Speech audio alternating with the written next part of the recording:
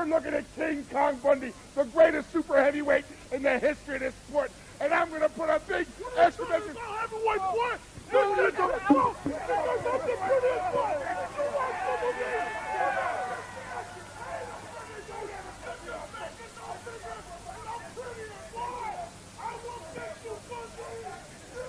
Legendary grudge matches settled once and for all, only on pay-per-view. Heroes of Wrestling. Two-time WWF champion, the former Yokozuna. George the Animal Steele. Jim the Anvil Neidhart. King Kong Bundy. Sheik the Snake Roberts. Captain Lou Albano. Jimmy Superfly Snuka. Luke and Butch, formerly the Bushwhackers. Nikolai Volkoff. So many more. A one-time only mega event. Heroes of Wrestling. Live from Casino Magic, Sunday, October 10th, only on pay-per-view.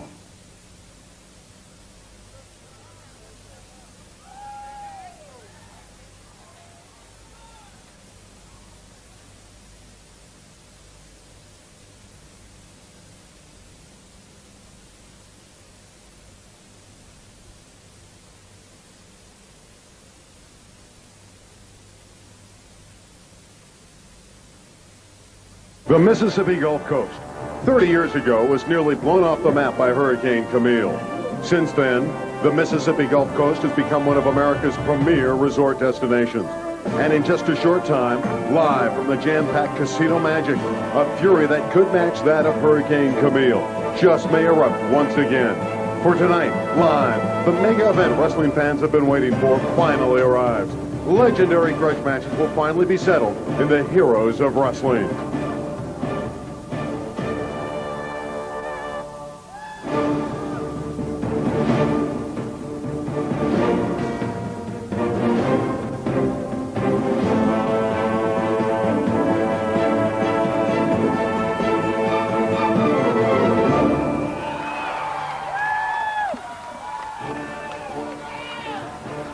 Good evening, everyone, and welcome to the beautiful Casino Magic in Bay St. Louis, Mississippi, and welcome to a historic night, the Heroes of Wrestling. Are you ready for an explosive night of wrestling? Nothing like it, nothing ever. This is monumental stuff. 2,000 are jammed in here at the Casino Magic in Bay St. Louis, Mississippi, and they understand just how exciting this one's going to be. Randy Rosenblum with the dirty guy, Dutch Mantel. That's me. Dirty, this is going to be an unbelievable night for the Heroes of Wrestling. Well, first of all, let's go with this. This is going to be an historical night for wrestling fans all over the world tonight. A lot of the stars that they haven't seen in recent years are all assembled here tonight for a one night only pay-per-view. It's going to be a great one. We're going to lead off tonight with the Samoan SWAT team, taking on the team of the rocker Marty Jannetty and fantastic Tommy Rogers. A great opening matchup, but tonight I'm going to have to go with the Samoan SWAT team because of their sheer size and brutality. The Hammer Valentine gets in there with George the Animal Steele, and of course we'll have sensuous Sherri Martel in his corner as well. Well, we got that we got that Sherri Martel on the outside. Hammer Valentine, a great wrestler. George the Animal Steele, unpredictable. A great matchup here tonight. A cocky youngster, Julio Fantastico, against Too Cold Scorpio. Fantastico has been talking it up a lot. Well, Julio Fantastico says he is to wrestling what Michael Jordan was to basketball, and we'll see if Too Cold Scorpio can do somewhat of a Moses Malone on him. These guys have been going at it. Then the other tag team grudge match. This is going to be a good one. Okay, Luke and Butch, those two goofballs from down under, taking on Nikolai, Volkoff, Iron Sheik. You want my analysis? That's what I'm here for. I'd go with Volkoff and a Sheik. You like the Russian bear hug there. Then Tully, Blanchard, and Sweet Stan Lane, they had an altercation earlier today. Turn back the clock 10 years. Stan Lane, Tully, Blanchard, they never did like each other anyway. There's more. Abdullah, the Butcher, the one-man gang. He's a big guy, 6'9", nearly 400 pounds, with the Butcher. He's a human bloodbath. It's going to be a bloodbath here tonight. If you're a little squeamish, folks, you may want to look back away. You may want to look away from your screen on that one. The high flyer from the 80s, managed by Captain Lou, Jimmy Snuka, and Cowboy, the ace, Bob Orton. A lot of bad blood here, Captain Lou Albano. And Snuka, I'm going to tell you, Orton, Snuka, it's going to be a classic here tonight. We're not done yet. Jake the Snake Roberts against the Anvil Neidhart, one of the strongest men in all of wrestling. Jake the Snake, undoubtedly one of the meanest, most evilest man in the world of professional wrestling, taking on Jim the Apple Neidhart. I think I might have to go with Neidhart. And of course, the Snake's got that 14-foot python here tonight. Will he lay it out? We'll see. And of course, who's the baddest? Who's the biggest? The former Yokozuna and King Kong Bundy. That is our main event. We're about ready. Are you ready, Dutch? I'm ready. I want They're everybody already else to be here. ready. Let's go up to the square circle. And Ladies and gentlemen, the PA welcome announcer. to Casino Magic, Bay St. Louis, Mississippi, where tonight, legendary grudge matches will be settled once and for all. So throw down your toys and get out of the sandbox. Playtime's over, because tonight, somebody's going to get their ass whooped tonight in here. Coming to the ring first, from the island of Samoa, accompanied with manager Paul Adams, Fatu, and Samu, the Samoan SWAT team at a combined weight of 650 pounds.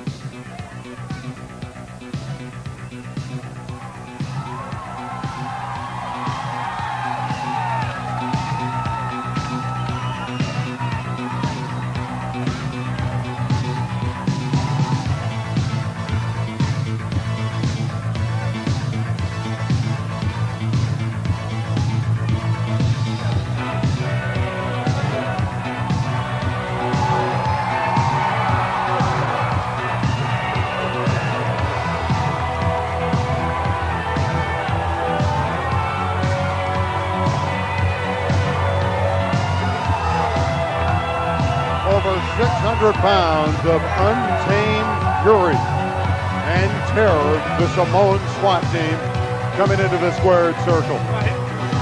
These are tough guys with a bad attitude.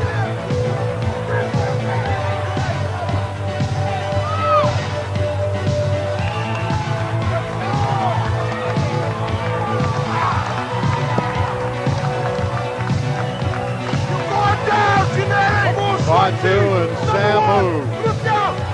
And they're talking it up as we're about to begin the first match of the evening. World-class wrestling tag team champions in the past.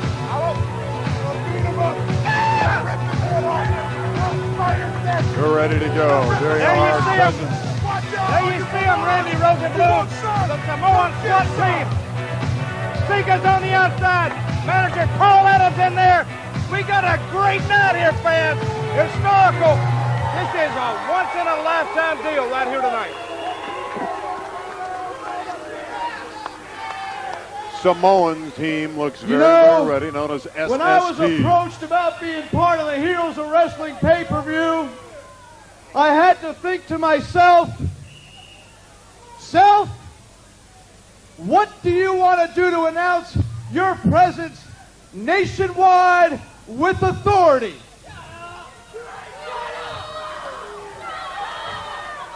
So I said to myself, Self, why don't you go directly to the top of the food chain, the SST, go to Biloxi, Mississippi for the Heroes of Wrestling.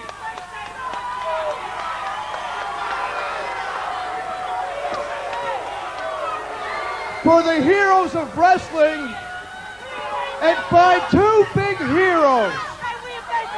So we've got Marty Jannetty, we've got Tommy Rogers, and basically here's how the deal's gonna go down. Since I understand perfectly well that wrestling fans, not only here in Biloxi, but around the world, have to come out and live vicariously through all their big hero wrestlers,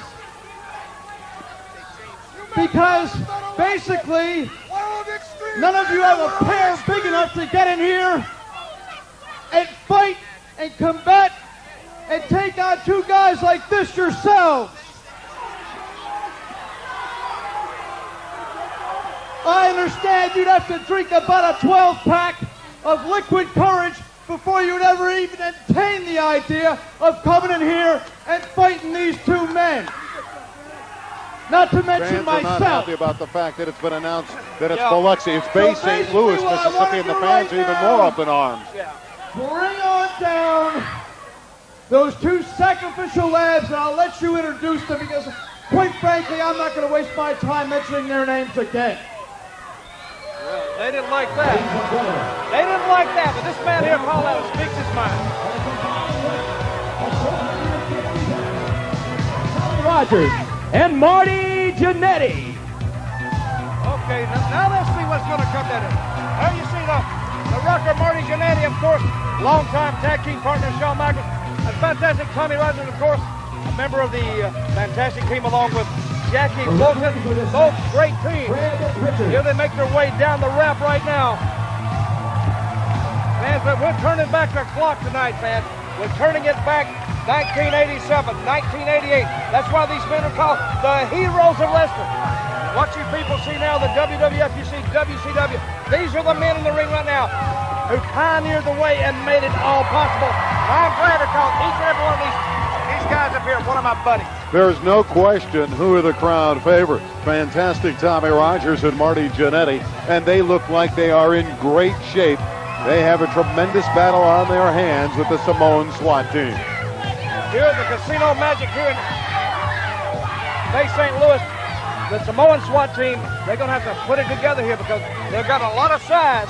They're talking a lot of trash out there, Dutch. These guys are going at it before we even start. A lot of smack going on. Well, if you want my opinion, Randy, you know, I was pretty nice to you doing the and that's unusual. pre-show. But listen, I'm the expert out here. You're the straight man. You call the action, and I'll fill in the blanks. You got that? All right, I understand that, but I got to get my opinion across. Well, you get your opinion across, but it's going to be discounted because of my years in the business and of my years of knowing what these men can do in the ring here. Okay, here we go.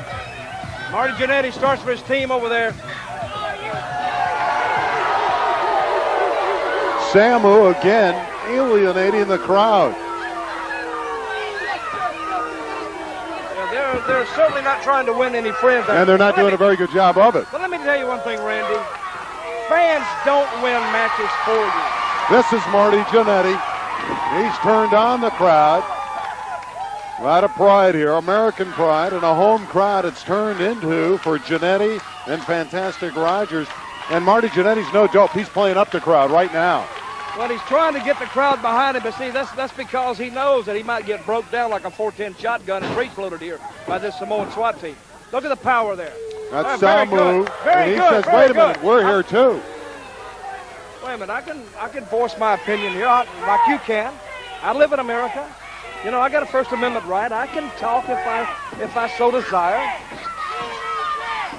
So what these guys are doing, of course, is trying to play cat and mouse here. They're just trying to fill each other out. You know, you can go into the ring with a guy, and you can look at him and tell him if he, you know, you can tell him if he's tired, if he's been up all night partying, if he's got a problem on his mind, or if he's ready to go. You can just look. You look in the guy's eyes. Randy, I know you can't do that. No, you're right. With the untrained eye, you can't do that, but I can because of my years and years, of course, inside that ring. Fans are into it. A cross-section of fans to all ages are here to support the heroes. Paul Adams on the outside with the Samoan SWAT team. You see, hammering away is Samu, and look at Jannetty counter. Coming back. And he takes him down. Oh, what a leg kick. Then he cuts him and throws him down. Good move. Good move. Oh. Fantastic Tommy Rogers has the tag. Okay. What we're going to do, we're going to give Rogers and Jannetty, we'll give them like round one. We'll give them round one. But I'm going to tell you, before this match is over, there's going to be a knockout. And what are these guys talking about right now? They're going for a walk trying to... What do I know what they're talking about? I look like Gene Dixon to you or something? I think you are Gene Dixon. I'm not a psychic. I don't know what they're talking about. They're probably talking about... But you've been up there. You've been through this. You got the keys to the room or something? I don't know what they're talking about. Something. But don't you think, Randy Rosenblum, what they'd be talking about is what their next move is or what their strategy is going to be? You see, Jannetty and Rogers don't only have to contend with Paul Adams outside the ring, they also have to worry about Sika, one of the charter members of this group here. Sika. One of the original Wild Samoans is Sika. And this is a family deal. This has been passed Family down. pride. It's been passed down from grandfather to the son to the grandsons, and you know. There you see a good sign of Casino Magic here in Bay St. Louis, Mississippi. Great crowd on hand here tonight. Ooh! Oh! Hit his own cousin there. Look at that reversal and slam takedown by Jannetty. It's called an arm drag. Arm drag. Get it? Arm drag. But and he tags in his partner. Here comes Fantastic Tommy Rogers. Look at there. That's great teamwork. It's illegal too, I might add. Now you look at Tommy Rogers. He looks in great shape. He is in great shape. He's about the size of Samu's leg. It's about what he's the size of. Now you talking about big. Later on the show, fans, if you tune in a little bit late, later on in the program tonight, we got some big bad dudes coming our way. We're talking about Yokozuna, the former Yokozuna. We're talking about King Kong Bundy. And also, we got some more big guys. We got one-man gang coming in here taking on Abdullah the Butcher. Fans, you know, I'm very excited about being here tonight. I think this concept is great. The heroes of wrestling. You know, just because you don't see these guys on WWF and WCW every week, they don't mean they don't have their fans and they don't have a place in wrestling, because these guys here are some of the all-time greats. Just like an all-star game right here. Another great work ethic, team effort by Jannetty and Rogers. Now let me tell you also, you may not have thought about this, Randy, but you see, Rogers and Jannetty never were a regular tag team. That's right. They are bits and pieces of other tag teams, whereas the Samoan SWAT team, they're a regular team in their own right. So what you got here with Jannetty and Rogers, you got a like a ragtag team. Actually, I think they're doing pretty good here. I don't think it's going to last, of course, but I think they're doing pretty good. Fatu is in the headlock here from Marty Jannetty. Good-looking guy. Look at that. Nice face. Ooh, the elbow, and that got right into the midsection of Jannetty, but he backs him up. Uh-oh. Uh-oh. Slams him down. 1, 2. Nope. And a kick out. A kick out. Okay. He's okay. Got out in 2. He had a little trouble going on that bottom rope there. Okay, Jannetty. Still working the crowd. I think what he's doing is he's making these Samoans mad. Now, you don't want to make a Samoan mad. You don't want to make a Samoan. Old Baldy better sit down there. They came into the ring mad. Before somebody slapped him the next week. And again, the Samoans talking things over. Working on that strategy. Jannetty and Rogers have been more dominant here. They've outshined the Samoans to this point. Let's see what SST can do here after the strategical maneuver outside the squared circle. Yeah, Jannetty knows he's got to keep moving. Roger knows he's better keep moving. Hey, if these guys get them grounded, they're in bad trouble. Time they lay all these 300 pounds plus on you, brother, it takes a lot. Uh-oh. High kick got him right in the back. And that's a move. And a warning. That's a move that they perfected, and they know exactly what the other one's doing at any time. Oh! That doesn't sort of make your night, does it? Oh, that ruins the night. Here we go. Rogers trying to get in. Pull his legs apart, too. Now the Samoan SWAT team, they go to work. Now they may take Marty Jannetty back to school right here. He has to get into the corner to get to Fantastic Tommy Rogers. Fred Richards, the extra man of the ring, is our official. Well, he's got his hands full. He's trying to watch not just 4 guys. He's trying to watch 6 guys now, which becomes very difficult. I mean, I could do it, but you know, the regular guy would sort of upset the regular person. But I mean, I could do it. You'd probably have trouble with it. Samu hammering away. Oh! Off the ropes and down. And that one stung, and Jannetty's in pain. You can see he's laboring. Now don't let him. If he gets trapped in that corner, he's in trouble. He gets trapped in there. It's 2-on-1 right here. All locked up. Fantastic Rogers on the other side trying to plead his case. Well, I'm going to tell you, he's having a little trouble breathing right now. And they cut off that oxygen to the brain. Of course, uh-oh, wait a minute. Here it comes. Here comes the chair. Here comes Fatu with that chair. Oh, he got him in the back with the chair. Oh, that was obscene. Fatu hit Jannetty right in the square of the back, and he's down and obviously shaken up. Well, I thought it was pretty good myself. I thought it was good teamwork. It may be good teamwork, but that's unethical. Well, you know, it's a wrestling ring, you know. You know, I've seen Marty Jannetty pick up a chair and hit people with it. And if you were there, would you say the same thing? You know. Wait a minute. Right in front of us. They're over here close to our table. They're getting close to our table. I'm getting up. You better move, Randy. They'll kill you. We'll be okay. They've moved to the other side and down on the cement. There's carpet there, but underneath the carpet, Jannetty hit that, and there is cement. And again, the attention, there's fantastic Tommy Rogers not liking the way his partner's being thrown around. Now, you watch the Samoans. They'll be like a pack of hyenas out here. They'll stalk and they'll back up and they'll draw off. They're trying to get to Jannetty. They know they got him hurt now. Now they're going to go to work on him. They're very methodical, very brutal. And I can see Sika right now. He's congratulating them on a good move. Oh! He went for it. That was about 350 pounds coming down off the rope. He went for it. Let's see if he can make the tag here. He's got to make the tag. Let's see if he can make it to Rogers. He got it. He got the tag, and here comes fantastic Tommy Rogers. He comes out kicking. In for the ride. Off the ropes and the flying leg kick. And fantastic Tommy Rogers coming out, and there's a body slap, a power slap. He got under. Oh, a kick. He got under him there. Heads together. And the headbutts. That doesn't hurt him. All three of them colliding. Yeah, that doesn't hurt the Samoans. Hit them in the head. That doesn't hurt them. Seemed like Tommy Rogers, after all these years, would know that. He ducks it. Wait a minute. Uh-oh. Takes them both down. Double DDT. Let's see if he can keep it rolling. These guys are big.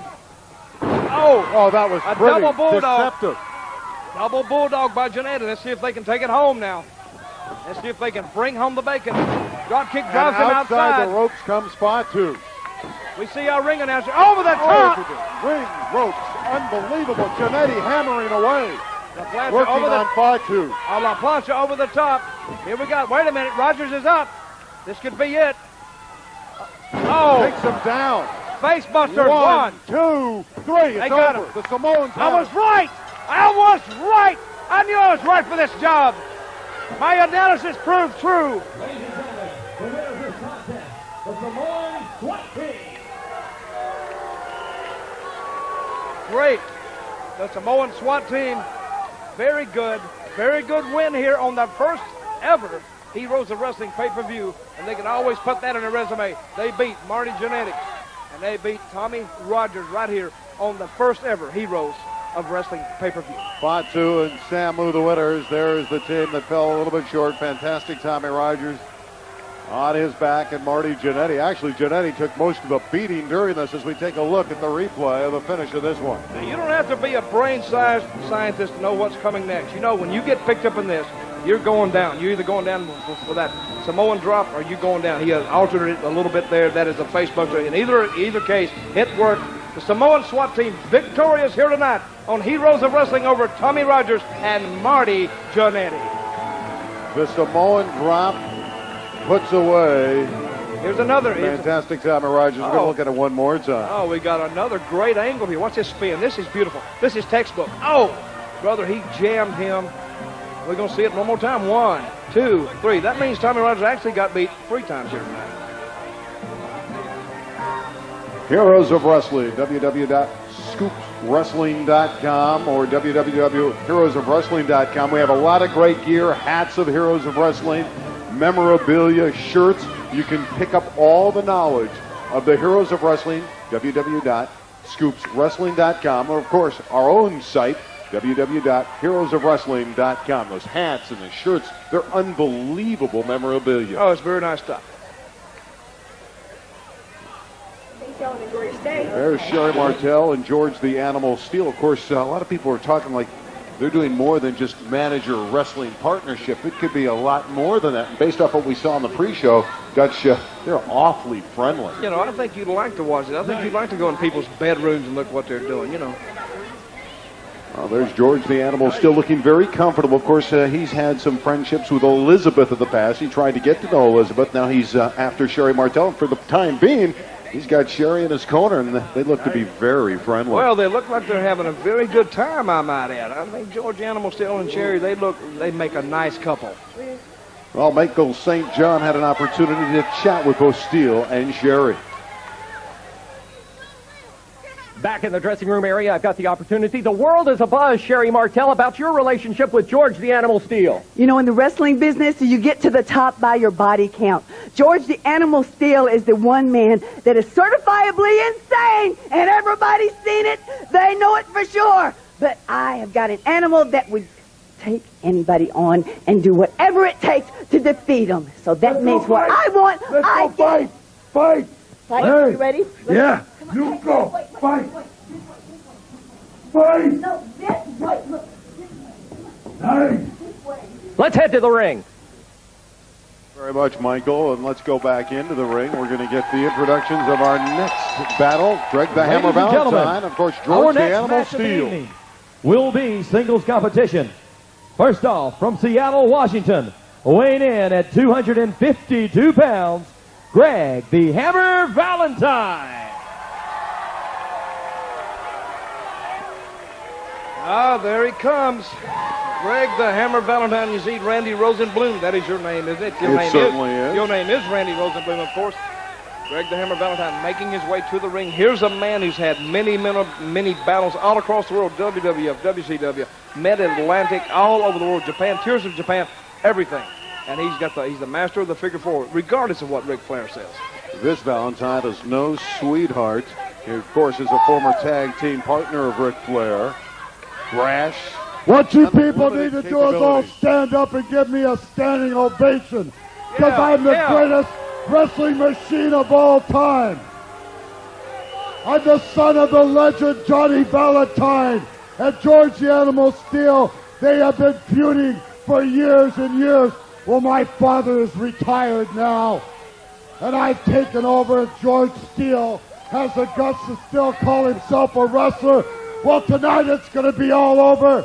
It's all going to be all over for you, George Steele. You're going to lay down and die. I'm going to put the figure four leg lock on you. And Sherri, I'm going to walk out with you, baby. Oh. He made his intentions clear, didn't Yes, he? he did. It was very good. He wants more than and just the gentlemen, match. He wants His Sherri. opponent comes to us from Detroit, Michigan, 289 pounds. He is accompanied with Sherri Martel. Ladies and gentlemen, please welcome George the Animal Steele.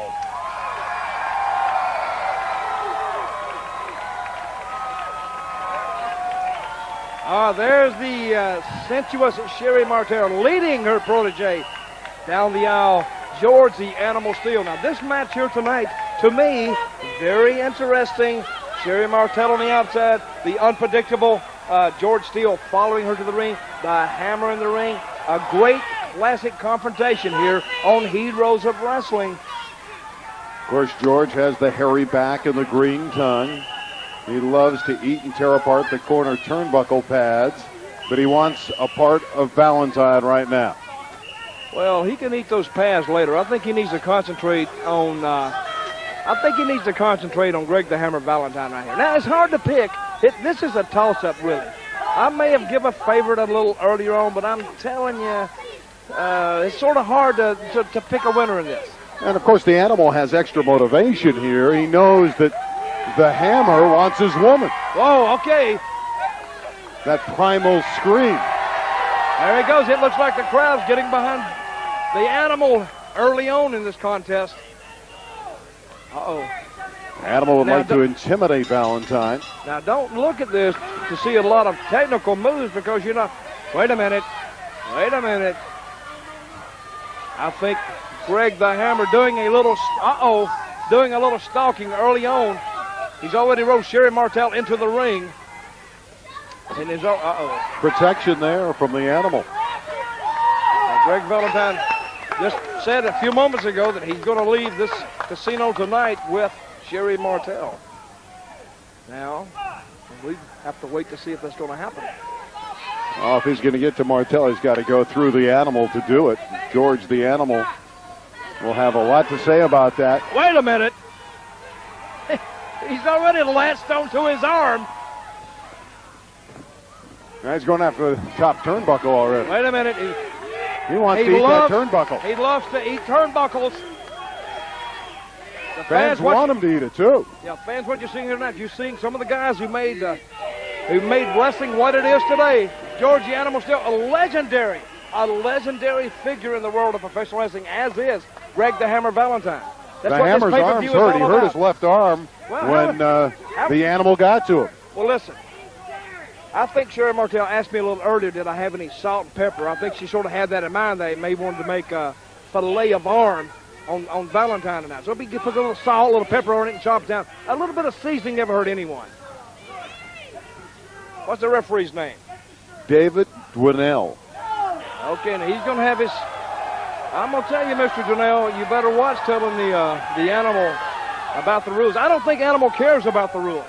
Can't see his hairy back with that shirt off. Wait a minute, And he's wait a got to minute. take that thing off. There you Look go. at And with his shirt covering his eyes, Valentine goes to work with the elbow. Now And that another was- elbow to the top of the head. That wasn't the smartest move I've ever seen. No. To pull your shirt over your head Can't yourself. see. You know what I mean? No, of course. You can't see. Wait a minute. I'm That supposed belly's to say exposed right now. Ooh! that. Hammer going to work. Working Right on the leg. knee. Working that knee over his Valentine. And, wait a minute. The shirt's still over his head. He's got to get that shirt off. I think Sherri's Sherri's going to help him out. Wait a minute. Wait a minute. She's working on the Animal. What's going on here? She came. Wait a minute. Animal doesn't know that's happening. He has no clue that Sherri was Well, he working don't for have much- Valentine. He don't have much of a clue to start off with. This Wait is a minute. 2-on-1 the wrong way. Wait a minute. This is getting very It's odd. a conspiracy. It's got to be. Boy, she didn't wait to make her intentions known either, did she? Animal has no clue what's going on. He's still in the corner. Wait a minute. Look at that face. That's a face only an animal could love. And the fans getting a little upset. That shirt's got to come off. George's got to get it off. He's getting elbowed to death in that corner. And another one on top of the head. And another. Wait a minute. Referee pushing Greg the Hammer Valentine back. Sherri Martel pounding the mat, looking toward Greg Valentine. Wait a minute. It's off now. But he doesn't know what happened. He has no clue. He has no clue of what and now happened. Sherri's exhorting him on to come out of the corner. Wait a minute. Oh, wait a minute. He's digging for something. Wait a minute. He's got something. He's got something. Oh! What'd he poke him with? He got him right in the neck. It is an object of some type. I can't see what it is. Well, it looks like something long with some tape wrapped around it. Wait a minute. Sherri's there saying, wait a minute, Sherri hit it. He give it back to Sherri. He is still putting trust in the Sherri. Brother, you see how women are. Excuse me, Randy, you never had a woman. But you see how they are. You know, they'll turn on you in a I moment. ignored that comment, I want you to know. Sherri Martel now on the apron, exhorting the Animal on, but it's the Hammer who's doing just that. He's working on the Animal Steele, who got him right. Well, you know, he got him to that sweet spot with that leg kick. Throws Runs him right into the roof. turnbuckle. Wait a minute. Now, you know, George, I think, is spending way too much time over there in the corner. Yeah, he's got to get on the Hammer. Wait a minute. Sherri gave him what Steele gave her. What the hell is going on here? Boy, I'm going to tell you what. Sherri walking around the ring telling everybody to shut up. I thought they were a love interest, and now she's turned against the Animal Steele. Well, that's where they are. Where they are. You know, Love I sort of enjoy. is very fickle. I sort of like the concept of it that they set Georgia Steele up, but in another way, You got to feel bad for the Animal here. well, wait a minute. There it is. He's got it in his That trunk. is the foreign object that's come into play very much in the Hammer Valentine George the Animal Steele match. And George Steele trying to punch his way out of the corner. Sherri rolling into the ring. Sherri rolling into the ring, retrieving that object that Valentine had. I think it fell out of his trunks and he didn't know it. I saw him just reach down to grab it, but... Wait a minute, Sherri Martel, come over to talk wait just to a you. minute. I'm talking to her, just a minute.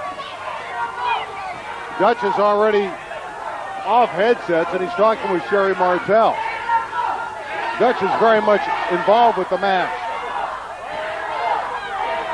Sherri Martel is hearing it from the crowd. They don't like the fact that she's going back and forth with these two guys.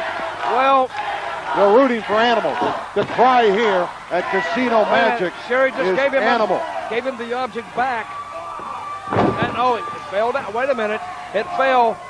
The Animal's got it. He's got it up now. He's rolling out of the ring. I'd roll out of the ring, too. Sherri's getting out of the way. I'm getting out. Hey, he's coming right toward our table now. If he comes over here, I'm out of here, Randy. You're on your own, buddy. You know, wait a minute. Oh, Sherri doing a little comforting on George the Animal Steele now. Rubbing his head, caressing him, telling him, okay, baby. Oh! With the chair. Martel just hit the animal. 1, 2, that's it. Oh. With assistance from Sherri Martel. Well, give her an assist on that one. Ladies and gentlemen, the winner of this contest, Valentine wins the it. Hammer And now Valentine.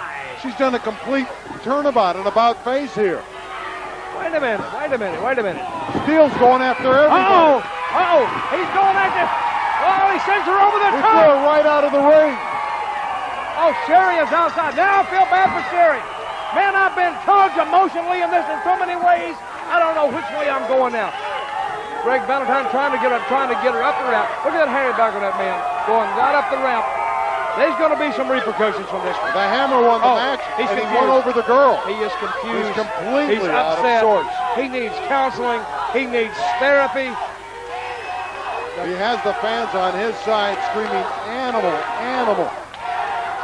Well, I think they're saying more like animal, animal. That's the way they're saying it. Wait a minute. Look here. Oh, wait a minute. Here come the chairs. Get out of the way. Get out of the way.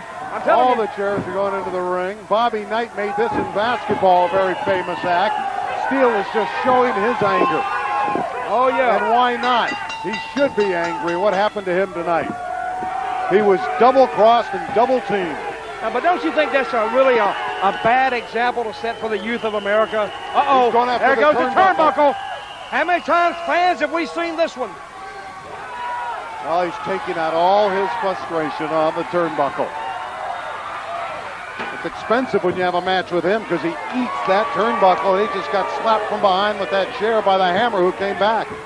Well, look at what George the Animal... Oh, my. Valentine came back down. Wait a minute. George the Animal Steele pursuing him back up the ramp. Now, if we can get a shot of the ring, look at what mess. George the Animal Steele, he has wrecked our ring here tonight at Casino Magic. He has wrecked our ring here on Heroes of Wrestling, and now they're trying to clear it out. They're trying to get it out. Here we got the maintenance crews. Wait a minute. Okay, while they're cleaning this up, fans, let's take a look at this. There you see the object that Greg the Hammer Valentine hit George the Animal Steele with not once, but several times. And we sit in a great slow-mo action here. We see George the Animal Steele now in this particular part, and there comes the chair. That comes the chair out of nowhere. That was the defining moment of this match, with Sherri Martel completely out of left field, and we knew that she was kind of moving over into Valentine's corner. That put Steele on his back. It made it very easy for the Hammer to take him down for the 3. Well, what happened here, Sherri Martel was rubbing his head saying, okay, baby, everything's right. And now we see George Steele finally realize what's happening. He finally takes a little bit of a retaliation against Sherri. Throws her out of the ring, and brother, I think there's going to be some bad blood boiling over about this. I think we can safely say that the relationship with George the Animal Steele and Sherri Martel is over. You can forget that. How far it'll go with Valentine and Sherri, we don't know. But that was an odd turn of events here at Casino Magic. Dutch, we didn't expect that. No, I didn't expect that Sherri Martel would be there for the Animal, and obviously she went completely the other way. Nobody expected it. Sherri Martel, Greg Valentine, working in concert to take the win over George the Animal Steele. And I, for one, in my heart, I'm a compassionate man. I felt a little bad for the Animal. And how does the Animal recover from this on the Heroes of Wrestling? He comes back, he goes after the Hammer. He not only loses the match, he loses his sweet gal. Oh, well, you know. She's not so sweet anymore. Well, like I said before, going to be some repercussions off this, but hey, losing Sherri, you know, maybe, I don't know, maybe he's better off without her. You ever think about it like that? Let's put a silver lining in the cloud, and you know, it may be better off without Sherri Martel. I'm sure the Animal Steele will want a rematch. He's going to want to get his girl back, and he certainly want to get back at Hammer Valentine. Maybe he won't want that girl back. We're going to go over to Michael St. John in the dressing room.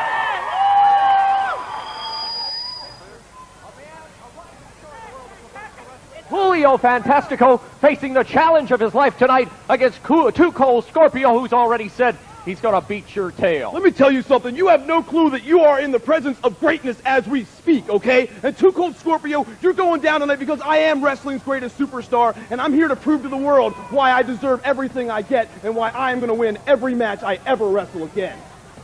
Well, tonight you'll have your opportunity because you're meeting probably one of the most talented athletes in all of professional wrestling today. You've got a lot to prove in that ring. Oh, I am the measuring stick, not him, you understand? I'm the reason why we're here tonight. I'm the reason you're here. I'm the reason you cheer, not Too Cold Scorpio. Too Cold Scorpio, he has made his name. He has been a champion. He's been a half of the World Tag Team Champions. He's a man that can take care of himself. I think you're underestimating what this man can do in the ring. I'm not underestimating anything. I'm telling you I'm confident. It's not conceit. And buddy, you're going down tonight because I am the best you've ever wrestled, man. Well, tonight we're going to see right here on the Heroes of Wrestling what Too Cold Scorpio and this man, Julio Fantastico, can do. Let's take these men to the ring right now. Ladies and gentlemen, our next match of the evening. From Tierra dos Los Magnifico, weighing in at 221 pounds, Julio S. Fantastico. Here comes a very brash young man. He's only 27 years of age. He's an aerial wrestler. He's young. This is his first pay-per-view event, and he's very hungry. And he loves the ladies, too. He's a real playboy outside the ring, and he talks it up inside the ring. He's got an attitude. Well, this is my first look at Julio Fantastico, so I'm gonna withhold judgment on him till I see him. But he moves like he's in good shape. He moves like he's got the build, he's got the look.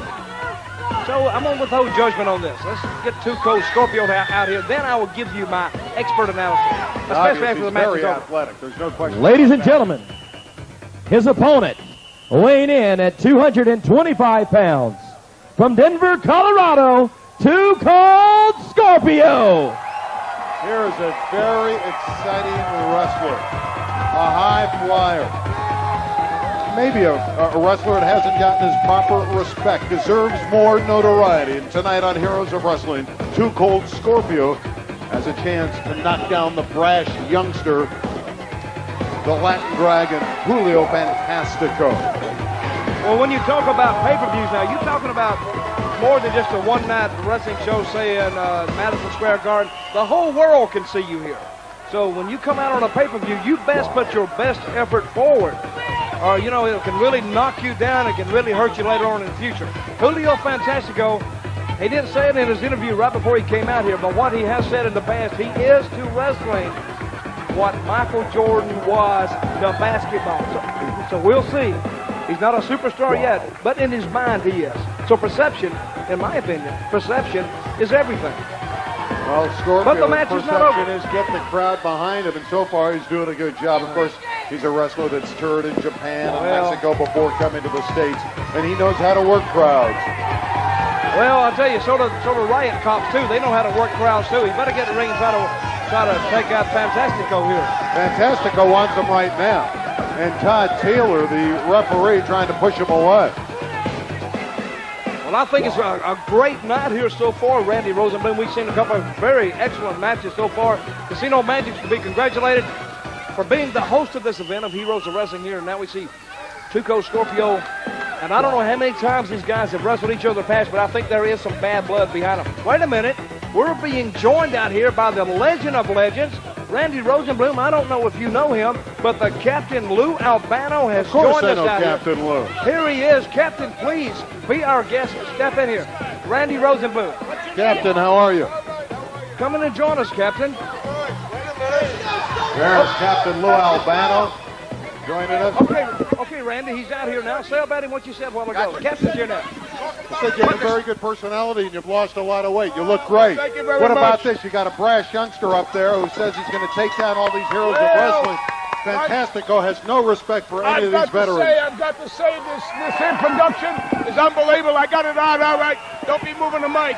This Julio, look at this Julio. Look at the Scorpio that he's with. Look at the talent they have here tonight. This is one of the greatest of all time, one of the greatest events of all time. Bill Stone Jr., you're outdoing yourself. I can't believe it. The Heroes of Wrestling, baby. You got Dutch Martel doing a great job. You're not doing a bad job either yourself, so we might give you a raise. But let's go from here. Well, thank you for the All compliment. right. You're down for an extra couple of grand a week, Dutch, because you're doing a terrific job. I appreciate that. All right. But see, you need to, Randy Rosenblum, listen to this guy here. This guy's a walking encyclopedia on wrestling and wrestling history. And if you give him time, he can tell you exactly what these guys are thinking out here. I can do it. Lou can do it. And so we like all the fans to know. What are they thinking right now, Lou? Well, first of all, what they're thinking is they're both two very capable athletes. Who's quicker? Who can move around? Who can get behind a guy and take a guy to disadvantage and perhaps go for a quick pin? They both want to do it. You know, if you don't get out there and you don't win, you don't make the money. I mean, you make something, but you're not progressing your career. Now, Scorpio's a great athlete, but there's Julio. Julio Sanchez. Look at that. Look at that move. Oh, I used to do that when I was never, brother. Lou, I think you can still do it. I think you can still do it. Please. I was all right as a manager, but as a wrestler, I was uncoordinated. Dutch, you were one of the greats, but I don't consider myself that. I'm losing control here with you. Yeah, okay, go right ahead. Oh, that was beautiful. There it is. Look at this Oh, look at the mobility and the leg what drop. A drop kick. And a reversal, he took him down. Look at that job Now, there. that was a drop kick, not a leg drop, but it was a drop kick. But it was very the drop good. kick turned him around. That Turned was him good around. stuff. Well, Lou, sort of give him a little bit of leeway here because he's sort of new to this and he's sort of a little bit of a rookie, guys but are he's picking on me. not a bad guy. He's a little bit of a He smart doesn't butt seem sometimes. bad. He looks like he's got the brain of a dehydrated baby if they put it in a pigeon or pancake fly backwards, but he's not a bad guy. Yeah, Scorpio's got him by the hair right now. Oh, yeah. Oh, look at that move. Into the ropes. Oh, good. Whoa! Whoa! How about the backflip? Wow. Wait a minute. Oh, look at that drop kick. That was a great drop kick by Scorpio. Whoa! Slams him down. Isn't this something? No count yet. Randy, I was talking. Lou, I want to ask you a question. Julio Fantastico says that he is to wrestling what Michael Jordan was to basketball. Now, I know he's sort of embellishing the thought, but do you think that possibly he looks pretty good? He looks pretty good. Do you think he can make that reality come true? Perhaps I got to say, Dutch, throughout a couple of years of experience, he'll keep progressing to that point. Right now, let's put him on 100%. I'd give him like an 80-85. He's a good wrestler with the potential, all right? But we'll see what happens in the future. He's also pretty good with the ladies. He says he's broken more hearts than bones. Well, they kind of like him. That's why I don't go near him. If I stand next to him, I look like a pit bull dog in heat, so I keep away from the guy. Off the ropes. Oh, and the elbow knocked down Scorpio, and that hurt him right on the chin. You laugh, Dutch. When I get up in the morning, look in the mirror, it takes me an hour to brush my teeth. You think it's easy going through life like this? Phew. Well, Julio Fantastico sort of turning this crowd here at the Casino Magic against him. But he don't care. Yeah, he don't care. no. That's what I'm trying to tell you, Randy Rosemond. You can't depend on these people out here. They like it, they don't like it. If it affects your wrestling, then you're going to lose the match. Well, the girls may like him, but the fans here at Casino Magic do not like Fantastico's actions. They're certainly rooting for Too Cold Scorpio. Isn't this Dutch? Oh, boy.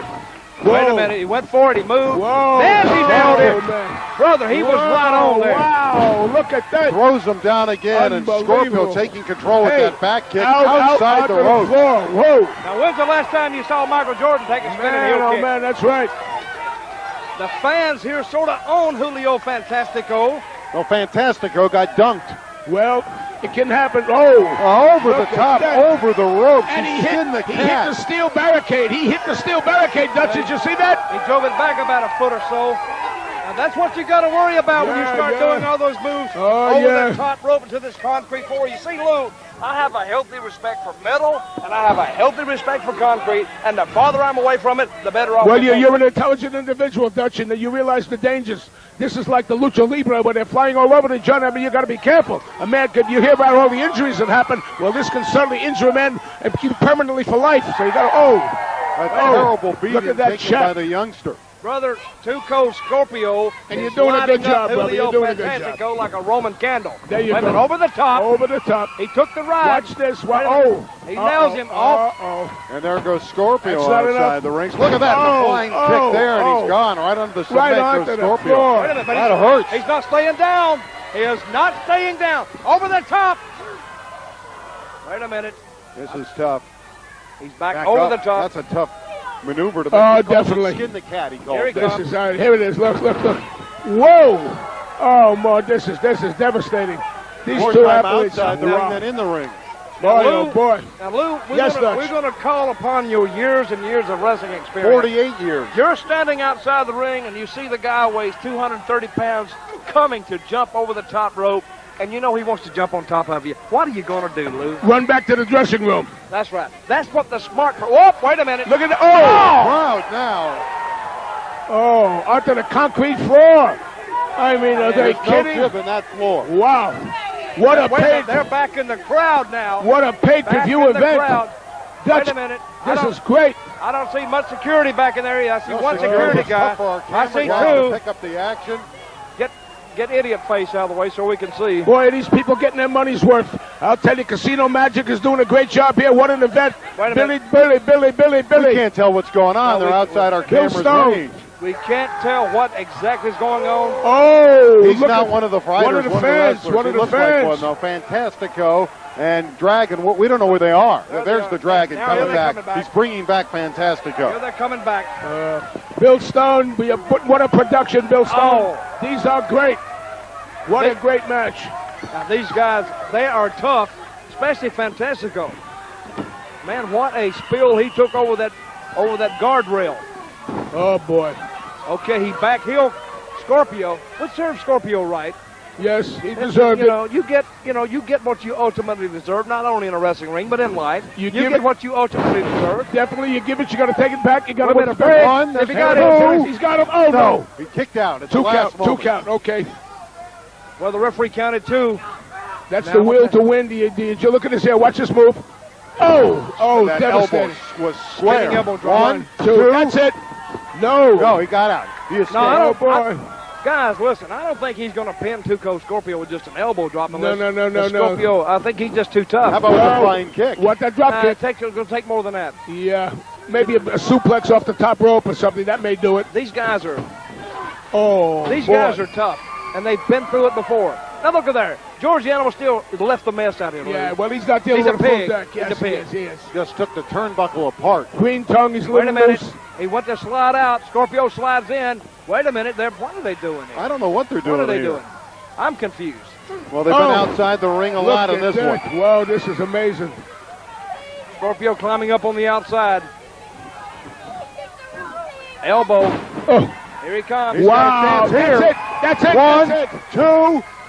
No, That's no, it. That no. was I'm it. telling you, That I'm was telling it. you, it's going to take a little more than that for a guy to beat I another don't guy. know. here. This is devastating.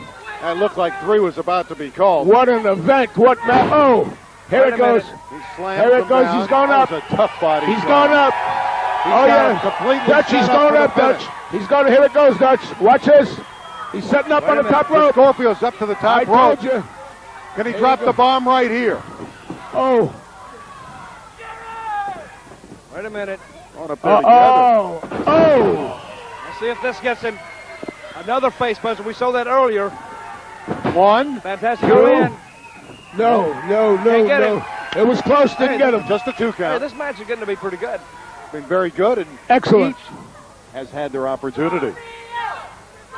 Well, here Fans we are go. yelling Scorpio. Lot of fans for Scorpio. I thought 2,000 jammed into this barn at the I thought- Casino Magic. Great event. A swing and a miss for a Fantastico, and he paid the price. Brother, a spinning Boy, toe oh, kick. boy, oh, boy. Man, he nailed him on that one. And again, the Dragon has him set up, pulling him by the hair. Look at this. Slams him down on the All right, backside. here he goes for the finish. Up the top, Dutch. Now let me This see is if it. he can hit it. This If he is can it, hit this, Dutch. he may get it. Comes the tumbleweed. That's it.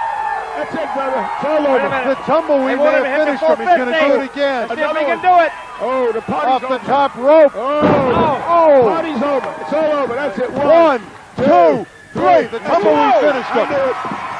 Oh, yeah. Oh, yeah. Scorpio's the winner. Dutch, you can't do anything about that. That was magnificent. What a pin.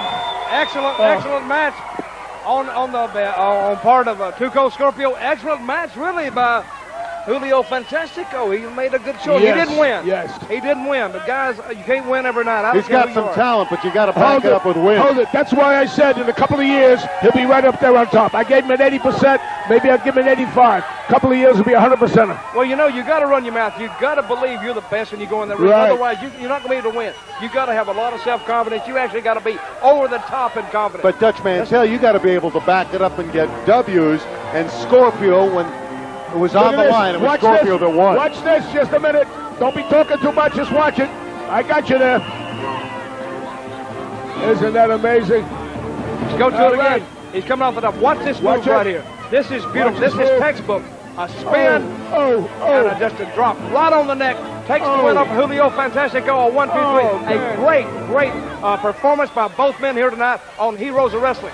They call that the tumbleweed, and it finished them off. This production, Bill Stone Productions right here at Casino Magic, one of the greatest of all time. I've been involved for 48 years. I've never seen a production like this, Dutch. It's great. I feel so good and so elated. I have a release right here. Yes, and on this release, it says Stone announces first Heroes of Wrestling Commissioner, 48-year veteran Captain Lou Albano takes the helm.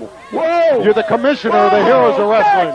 They made me the commissioner. You're the guy. I'm going to tell you right now, Bill Stone, I will accept this with great honor. How much money is he paying you? What are the terms? How long are you the commissioner? Shut up a minute and I'll let you know. I'm not worried about the money. What I will do, I will have integrity, decency, honesty, call it like it is, play no favorites. I am proud to be the head of the greatest organization around, the Heroes of Wrestling. Dutch, thank you. I am the new commissioner. What's the future for the Heroes of Wrestling? The future for the Heroes of Wrestling is throughout the country. Events, pay-per-view events, special appearances, special events, with the commissioner being there. We'll go by the book. We'll have great matches. The great talent that we have here tonight, Bill Stone Productions, right here at Casino Magic. This is the greatest production of all time. I'm Captain Lou, and I'm telling to you, I feel so good, so proud, and so elated. Captain Lou, oh, man, the new commissioner. Oh, I can't believe it. Unbelievable. Captain Lou Albano taking over as the commissioner, and he seems, as you can see, almost broken up about the whole situation. Come on, Lou. Captain Lou Albano, the new commissioner of Heroes of Wrestling. You better All right, let's go up into the ring for...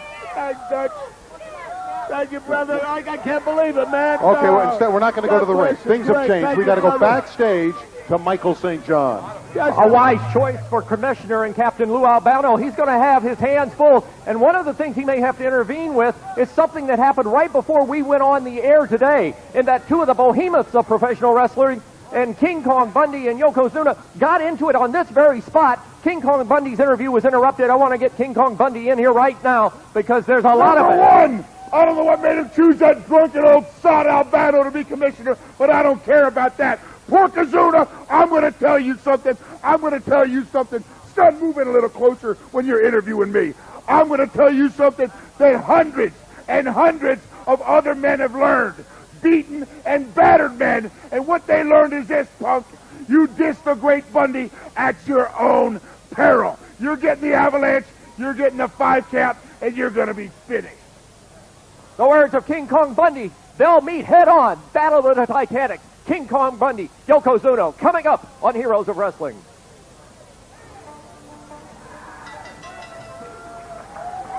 Ladies and gentlemen, our next contest is a tag team match featuring former WWF Tag Team Champions. First off, at a combined weight of 586 pounds, from Tehran, Iran, the Iron Sheik, and his partner, who is accompanied to the ring by Nikita Brezhnikov from Moscow, Russia. Please welcome Nikolai Volkoff.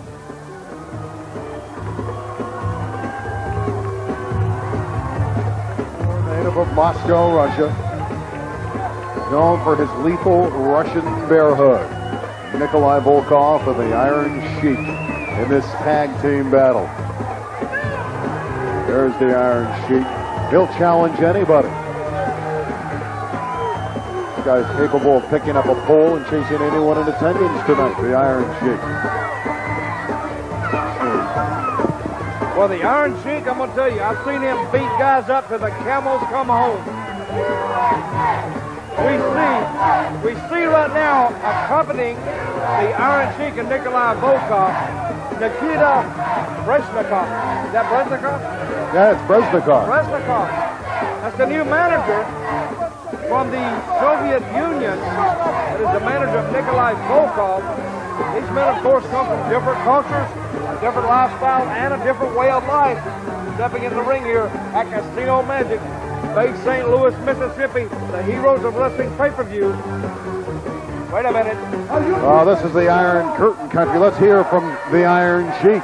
USA, hot, Bob.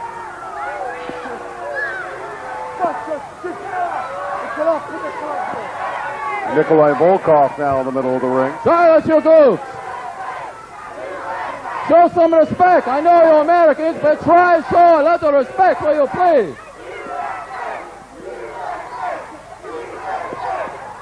Listen. Crowd chanting USA. You have 2 Olympic champions in the ring. These are true heroes of wrestling. Now watch.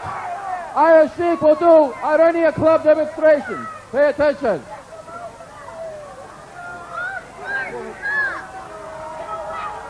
I think they asked everybody to stand. He's doing the Russian national anthem. For the Russian national anthem.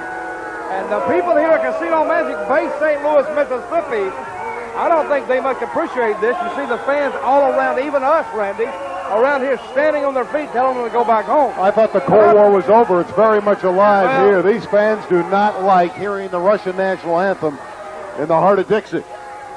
Not at all.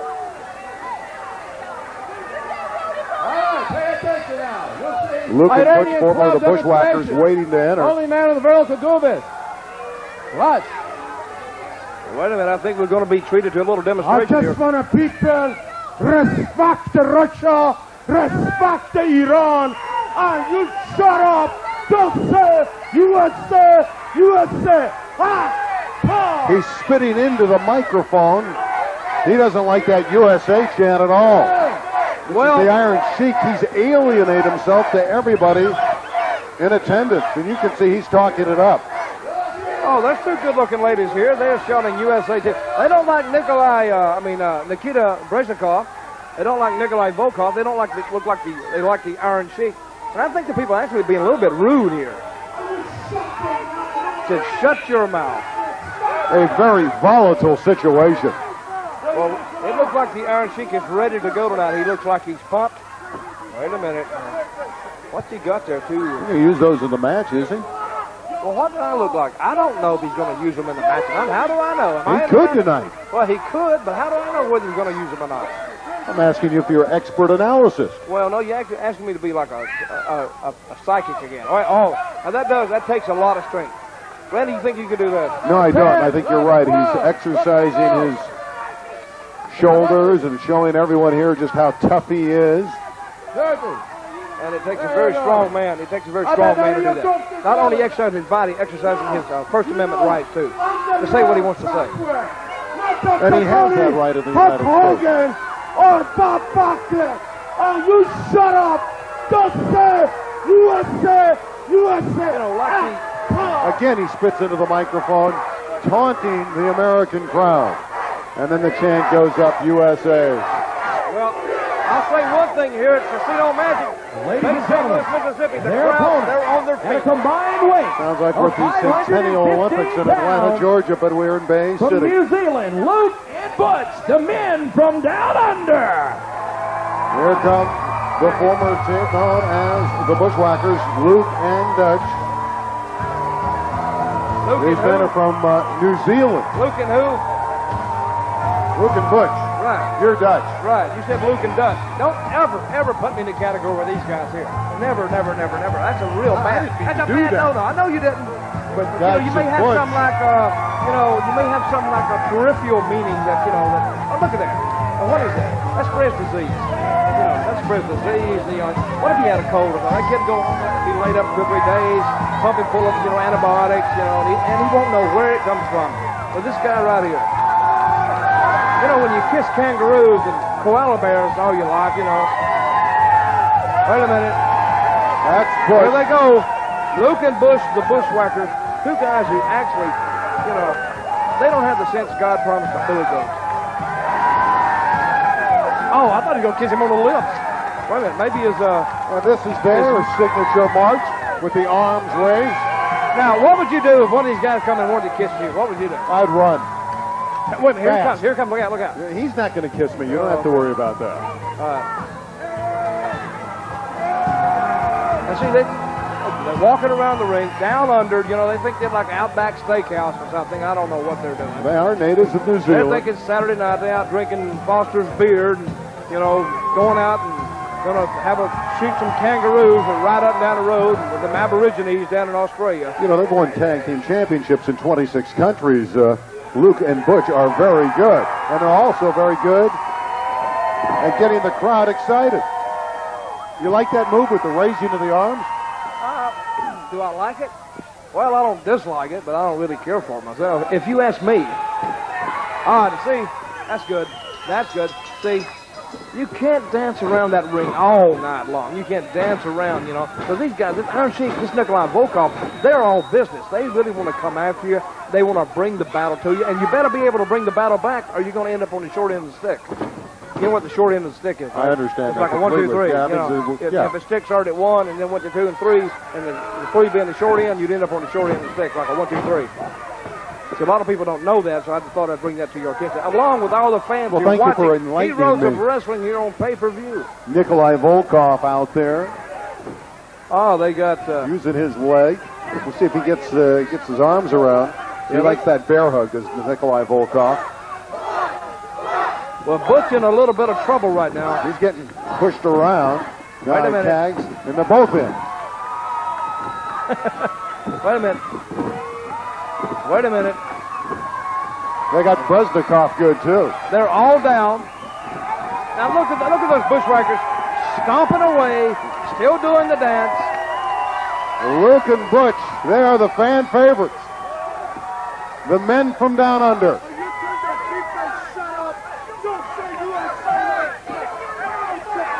They're chanting USA.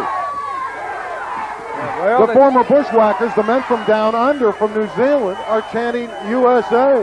Well, I don't think that's quite necessary. I think the fans here in Casino Magic tonight at the Heroes of Wrestling, I think they should just like sort of leave these guys alone for a while. But you know, hey, they bought a ticket. They can do what they want. They can do what they want to do too. If it was me, I'd probably come out in the crowd and slap each and every one of them individually because they wouldn't holler at me. I'll tell you that right now. Wait a minute, the Sheik over here close to our...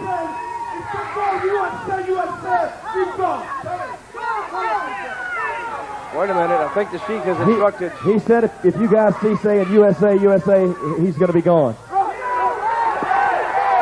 I didn't pick up what he said. Okay, the Sheik, well listen, see I speak Iranian, I speak Farsi, which is the native tongue in Iran. He said it in English though, but it's so broken up. But what he said was, if the fans don't stop yelling USA or USA, he was going to retire. They're walking out. Well, that's what I'm telling you. Said if they didn't shut up, they were going to leave. They got their feelings hurt and they're going to leave. You have to be competitive. Randy Rosenblum, I was talking. I was in the middle of a sentence and you stepped all over me. You're very rude. Now, if you just listen 5 seconds more, I'd have finished that. All right, Dutch, go ahead. Okay, well, I've already said it now. I've already said it. Okay, look, these people here in Mississippi, they can count. They surprise me. They can count to 8. Good. Okay, now we see Luke squared off with Nikolai Volkoff. Headlock by Volkoff, a punch. Luke down in the corner. And Volkoff, and fans, let me tell you, looking to squeeze him on the neck. Look how big Volkoff is. Volkoff is huge. He's a big man, very big. This is and he's ornery. If any fans tuned in late, this is an historical night in professional wrestling. The Heroes of Wrestling. Everybody who was anybody at one time in professional wrestling. Not only were heroes then, they're heroes still today. That's why, and that's the concept of this pay-per-view. Kicking him right on top of the head is Volkoff.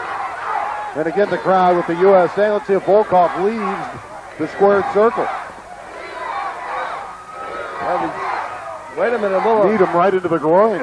Yeah, that's called a low bridge, Randy. He low bridged He need him down under. He need him down under. That's pretty good. That's the best line you come up with tonight. Need him down under.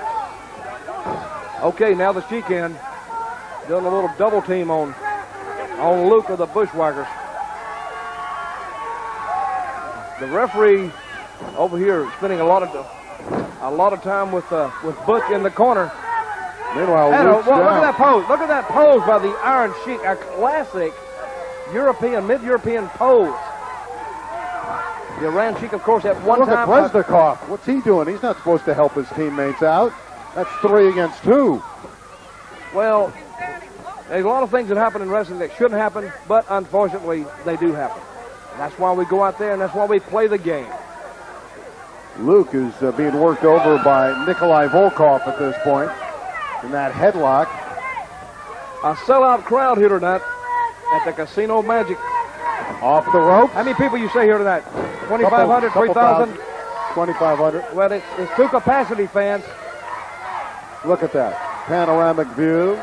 Casino Magic, the entertainment and golf resort in Bay St. Louis, Mississippi. The Iron Sheik, former WWF champion, walking around the ring now, knowing that he has Luke in trouble, that he needs to go for a pin, I would imagine. Wouldn't you, Randy? Well, he has him at bay right now, the Iron Curtain tandem. A kick right to the middle of the chest to Luke by the Iron Sheik. Fans are yelling, Russia sucks at this point. Nikolai Volkoff, once a member of a famous tag team, the Mongols, with Guido Mongol. What a vicious tag team that was. And the fans keeping up the chant, Russia sucks. Wait a minute, get him out of the ring. Right from the backside, that was illegal. Wait a minute, Brezhnikov is up now.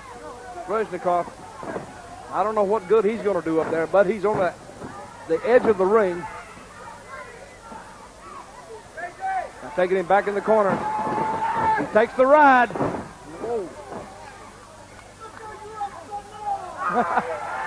The Sheik just in the corner, spitting profusely. He looks like he's spitting on the fans at ringside. He's going to slam Luke.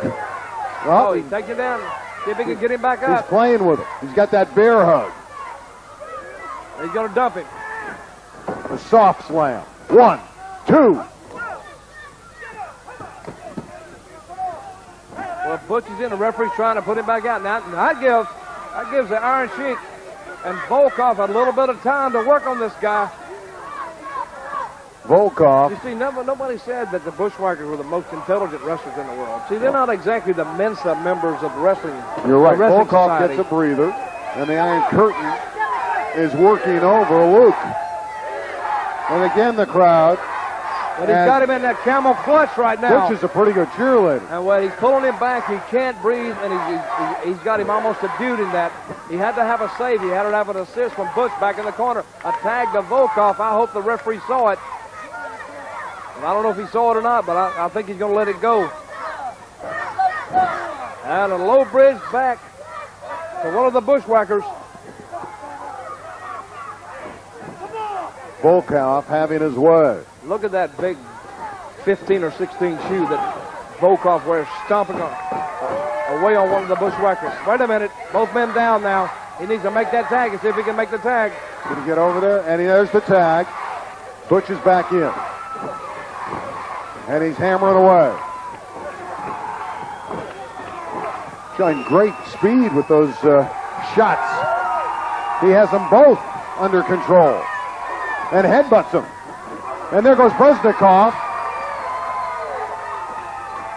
And the men from down under have taken control. Well, the Bushwhackers sort of got it going their way right now. Let's see if they can finish him off, though. Let's see if they can finish him off. Both men down.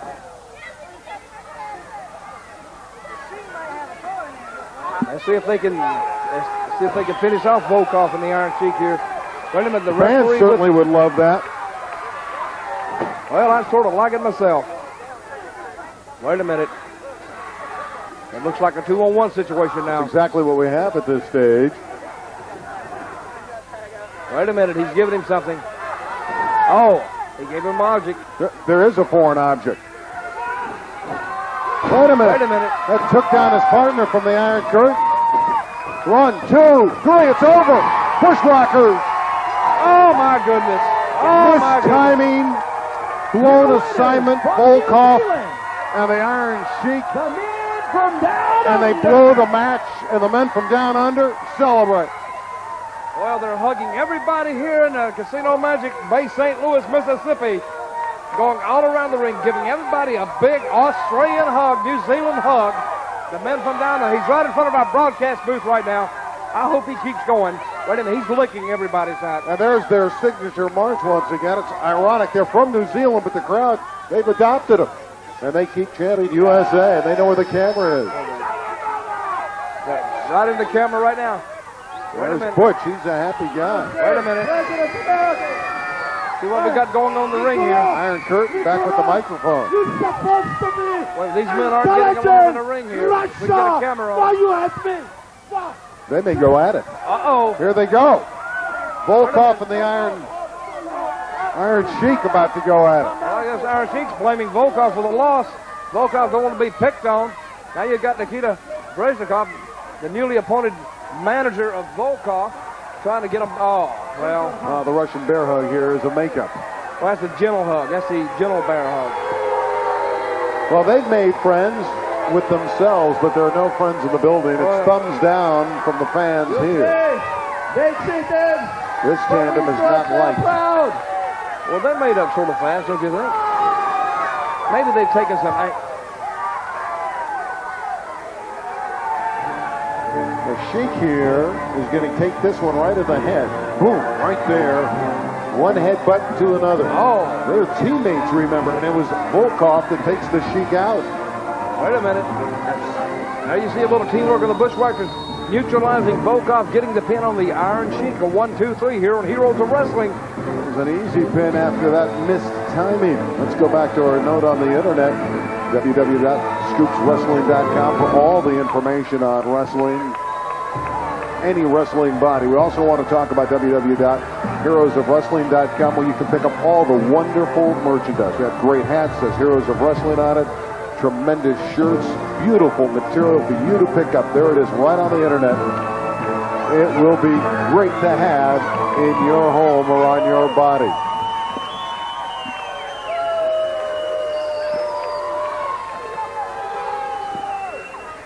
All right, let's go. We're going to hear from Tully Blanchard. This is another one of the stars, I'm sure, for the Heroes of Wrestling event. Who can it be? It's Tully Blanchard, one of the Four Horsemen. Hi, Tully. Good to see you. We wanted to see if we could get a word with you here. Well, it's I tell you what, it's holy, what in the world is happening? Stan Lane is attacked. Tully, can we get security? I cannot believe what's happening here. Let's separate these two.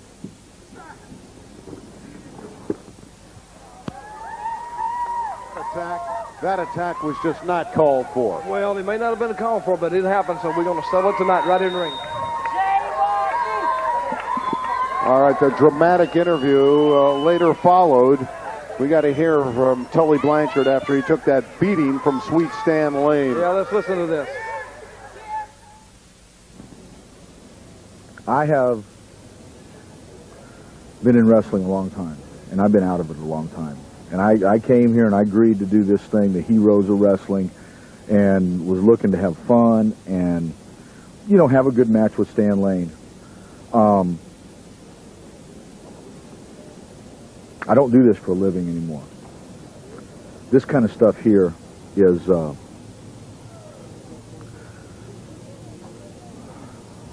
am really, what I'm having is a flashback, really. I mean, we're talking about the intensity that I had with Dusty Rhodes and Wahoo McDaniels and the Road Warriors and Demolition and Marty Jannetty and Shawn Michaels when they were just coming up with the WWF. We're talking about taking everything that you got, everything that you are, and bringing it and stirring it back up.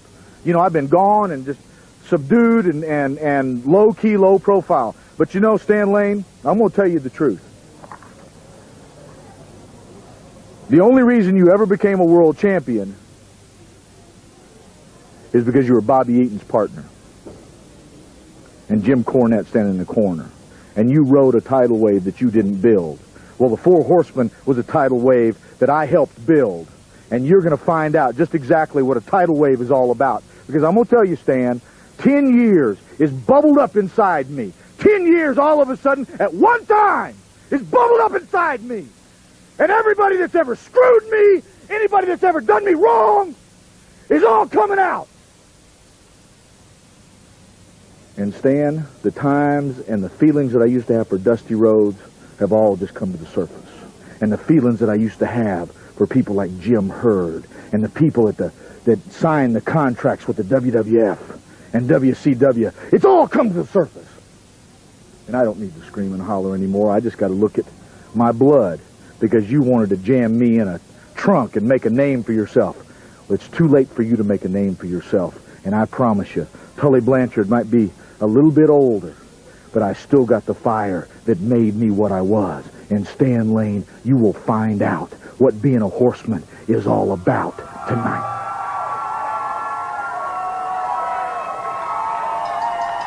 Ladies and gentlemen, our next contest is a singles match. First off, weighing in at 236 pounds from Pensacola, Florida, Sweet Stan Lane. Well, I don't know how sweet Stan Lane is anymore after that heinous attack outside, but sweet Stan Lane has come into the building now, ready to go at Tully Blanchard. Star protege of the legendary Ric Flair. One half of the fabulous Ones tag team in the early 80s, and he has great martial arts skills, and he's a pretty good solo wrestler. Sweet Stan Lane. Wait a minute. Stan's going to get... You know something, buddy? You're doing a pretty darn good job out here trying to be a ring announcer. I know you're a local guy and you want to impress all your friends, but you know, a man of my accomplishments, a man who's a member of the Fabulous Ones, the Heavenly Bodies, and the Midnight Express, the only tag team to be not only the U.S., but the World WCW Tag Team Champions at the same time. I deserve a little bit better introduction than that. And you know, since I quit wrestling, I've moved on to the field of broadcasting, if you couldn't tell. I was a broadcaster for the World Wrestling Federation, and now I broadcast for ESPN. So get ready, turn your hearing aid up, and check this out. And now, ladies and gentlemen, I am the original gangster of love. I tip the scales at 228 3/4 pounds. I am Sweet Stan Lane. Pretty good. Excellent. Get your heart out, pal. Sounded just like Michael Buffer. It sounded better than Michael Buffer. The women love this guy, Sweet Stan Lane, and the kids don't, apparently. Look at him. He's still cut. He's still in great shape. He's got guns, no question about it. Ladies and gentlemen, his opponent, weighing in at 241 pounds, from Charlotte, North Carolina, Tully Blanchard. Original member of the legendary Four Horsemen with Arn Anderson and Ric Flair. Had a pretty nice entrance. He Hey, got the Tully big Blanchard. Tully Blanchard, of course. Look at Tully He Blanchard. has vengeance in his eyes. Mr. Four after what happened to Horsemen. him earlier today. Brother, you don't look like a thoroughbred horse anymore. You look like a damn work mule. If you get in the ring, I'm going to ride you like Secretary. You know, this guy's preaching intense, and I'm on ESPN. You're a joke, Blanchard. Wait a minute. There's some bad blood. Stan Lane just said he's preaching intense, and he's on ESPN. Blanchard comes out and takes the initiative immediately. You know, this is one of the matches tonight that I was most interested in seeing.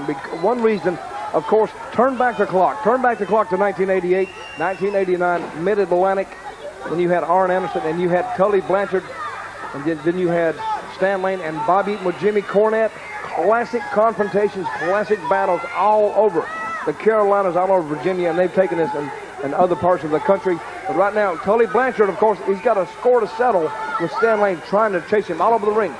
Got that elbow in. Obviously, the ladies right around the ring very interested in Sweet Stan Lane. Ooh, nice takedown there by Sweet Stan Lane. Well, and he's showing off his physique.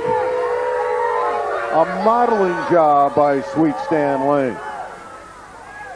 You know, I think Tully Blanchard he didn't give Stan Lane the proper credit when he says when he became world champion. He became world champion because of Bobby Eaton and Jimmy Cornette. That's like really cutting Stan Lane short. I think he needs to give him a little bit more respect regardless of what happened earlier today. Oh, big hip toss by Blanchard. And we may be seeing a classic match, old school wrestling right here between these two men. Tully Blanchard, credentials speak for himself. Stan Lane, his credentials speak for themselves.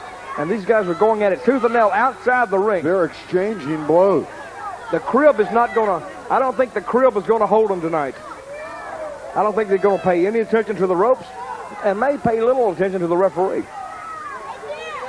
Tully shaking up. Oh, he's got him by the rope. See what I mean? There. They don't care. If a rope is you know what we saw earlier, what Sweet Stan Lane did when he attacked him outside when Tully came up in the limousine. So anything goes with Sweet Stan Lane. He takes out his vengeance on Tully Blanchard. Well, he came up in the old school, like do it to them before they do it to you. And he's doing it right now. Well, I think, you know, that you gotta do that. See, Rosenblum, you never had a fight in your life, have you? Have you ever been in a fight? I'm too nice a guy. See, you never had a fight in your life. See, I've fought all my life. I've fought in bars and off, you know, on side of the road. I fought in rings. I fought everywhere. You bragging about that? Well, no, but you got to, you see, because this is some tough guys. If you're gonna fight, you got to go in there and you got to get it done. He's debonair and he knows it. Sweet Stan Lane. He's got a few good moves too. Ladies like that. You know, some guys like it too. I think we should go there. Oh, neck breaker. A textbook neck breaker by Stan Lane. Just kicking out at the last moment was Tully Blanchard.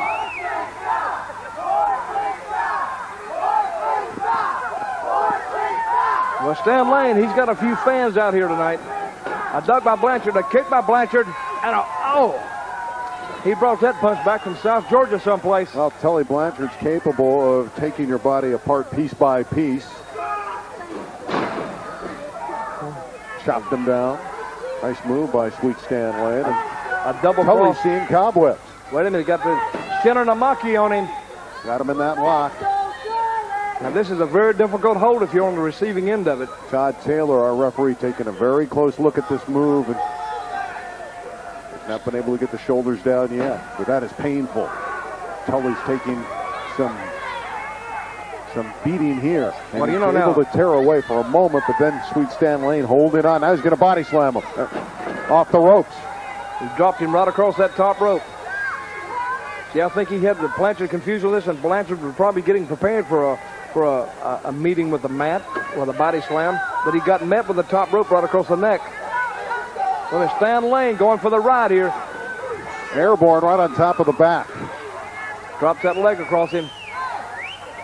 Look at, they're mesmerized. Look at the eyes of the women just looking on. They're mesmerized by his sweetness, Stan Lane. I think she was looking at me. No, I think they're looking at Stan Lane. See, that's what you get for thinking, Randy. Who's she looking at now? She's not looking at us. 1, 2. Come on, Tully just got out of there in time. Come on, Sam. Now, she's looking at the guy. The dates aren't she's even looking at everybody. She was looking at everybody. The dates are not even looking at their men right now. They're so enamored with Sweet Stan Lane. I think you kind of like him yourself, Randy. Well, you're talking about he's captivated this entire audience. Stan Lane, though, to the midsection.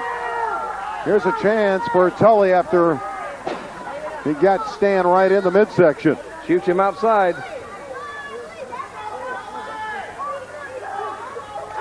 Her mind is on Stan Lane. So is Tully Blanchard. Remember, he wants that revenge for earlier today when he was cut, when he was thrown down in the limousine. Well, you know, the ladies that come to the matches, they're gonna look at these. They're gonna look at these guys, and sometimes, you know, that's why guys don't want to bring their ladies to the matches, because, you know, you're gonna see some good-looking guys here. You know, for years I had that problem myself.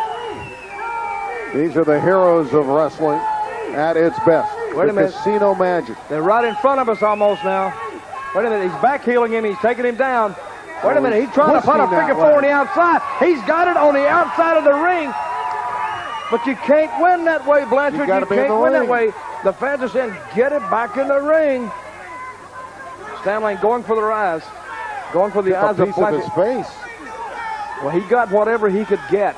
Well, Sweet Stan Lane's going to crawl back in. He's through the apron and now on to the squared circle. Well, he beat the count in. Blanchard struggling on the outside a little bit. Tully's going to get in there. Don't worry about it. There goes Tully Blanchard. Both men laboring.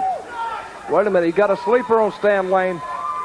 Can't go to sleep against Tully Blanchard. He's too good a wrestler. Let's see if we can lock him down. Got that headlock on Sweet Stan Lane. Stan looking for the corner like he's trying to get there. Back heeled him. Blanchard back with it again. He went for the corner, missed the corner. Both men, I think, a little bit tired at this point Looks like now. Stan Lane's more concerned about his hair. Is it in place? He wants to look pretty for the crowd. I'm going to tell him what you said. As soon as this over, Look at that. He's playing the crowd again. He's got to be concentrated on Tully Blanchard. Wait a minute. I don't know if he's going for a pile driver or a power bomb. Wait a minute. He gets a backdrop for his trouble. And good thinking on Blanchard's part. Lane is still on his back, writhing in pain. Can Tully Blanchard get up and take advantage? He just threw Lane down. Both men trying to take it to each other here. I think Stan needs to turn it up just a little bit of a notch. This has been a war between Stan Lane and Tully Blanchard. Side suplex. Wait a minute. 1, 2, 3. Wait a minute. Is that it? That's Stan Lane winning? Stan winning? Wait a minute. Stan Lane thinks he's won. I think Stan won. Ladies and gentlemen. Wait a minute. Stan win this one? It looked like Todd Taylor counted to 3, and now he's saying no. Now he's waving it off. He did wave it off. Wait a minute. He's reversing the decision, and he gave it an illegal move. Wait a minute. Stan Lane, he doesn't like this decision at all. He thinks he pinned Tully Blanchard. Now what happened there, Dutch? Why did they change the decision? Well, very simply, both men's shoulders were down. The referee counted 3. It looked like Tully Blanchard got his up just by the 3 count. And well, they're still going at it. Stan Lane didn't think his shoulders were being counted, but Tully Blanchard coming back with a suplex. Now he's Stan Lane on the outside of the ring. In either case, fans, here on Heroes of Wrestling, right here, Tully Blanchard has just won. He's declared the winner. Tully Blanchard. Sweet Stan Lane's not happy about it, and he's already walking back into the dressing room. No, I don't think he's happy at all about it. There he goes up the ramp. He thought he won the match. There's that striking pose. Well, the people starting up the Tully chant now. Jam-packed crowd here, ladies and gentlemen. Casino Magic, Bay St. Louis, Mississippi for the first Heroes of Wrestling pay-per-view.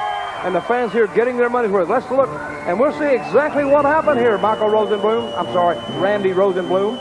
Got to get the name right. I got to get it right. You see, we got a little bit of a bad angle here. But the referee sliding in the count. He's going 1, 2, and we're going to see an arm shoot up here maybe in a minute. Okay, here's the good angle. You see, when I call for something, Randy, you get it. My crack crew out there in my truck, they call it for me. Now we're going to get the good angle here. The referee sliding in. Okay, watch the arm. 1, 2, and he's counting with both hands. See, the arm comes up, and but that's a little bit of borderline, too. It looks like Stan Lane's arm up just a little bit,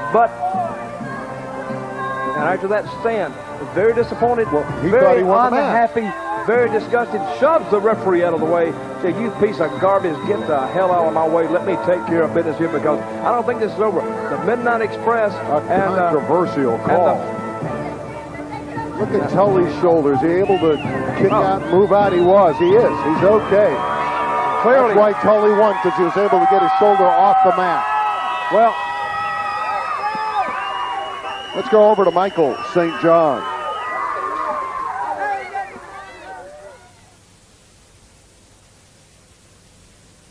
The end. Problem with Jake the Snake, and especially that snake. Hey, I don't have a problem with Jake the Snake Roberts, but this isn't the San Diego Zoo. I don't want to see any giraffes or rhinoceroses or pythons or cobras. This is a wrestling match, right, Bundy? You know, son, you talk about problems. Jim the Anvil Neidhart and King Kong Bundy, we don't worry about problems. We worry about solutions. Don't worry about that slimy snake, Anvil. We'll take care of that. Well, you'll have your opportunity, Jake the Snake Roberts. Jim the Anvil Neidhart. Wow, these guys, it's getting crazy back here. Back to you. Ladies and gentlemen, our next match will be singles competition. It features the big men. First off, coming to the ring, weighing in at 345 pounds. From the main streets of Chicago, Illinois, please welcome the One-Man Gang. The One-Man Gang earlier today was out at a bout here at the Casino Magic. Then he went into the corner by himself for hours. Look at that. Just contemplating what he was going to do to Abdullah the Butcher. Look here, this guy here is a local favorite here in the Casino Magic. He's Here, 6'9", South Mississippi. 360 pounds. Oh, he's huge. He's huge. But look at him coming to the ring. This guy here, he's Brutality Incorporated. This guy here, look at him. I mean, you know, how would you like to meet him just anywhere? I would like to meet him behind, if he was in jail and I was on the outside, I still wouldn't want to meet him. Said he's going to take the Butcher out. Well, a lot of guys have tried to take the Butcher out. This is another match that I was very interested in seeing, guys. I'm going to tell the fans at home, there comes some chairs in the ring right now. This game, you know, you said he sat in the corner. You know, he's contemplating. He knows when he's going into battle. And these are two animals going at each other. Abdullah the Butcher and the one-man gang. Brother, I'm here to see this. If I wasn't on this program, I would have bought a ticket to see this, or I would have sat at home and I'd have watched it on pay-per-view. I want to see this match here. No telling what could happen in this match with two maniacal, crazy people. A little bit earlier, we caught up with the one-man gang and caught his comments about this upcoming match. Abdullah the Butcher! The one-man gang is looking for you! No mercy will be given! And when it's all said and done, you, Abdullah, will be another victim! This is not going to be for the weak of heart or the weak of stomach! Because I, the one-man gang, am taking you out once and for all!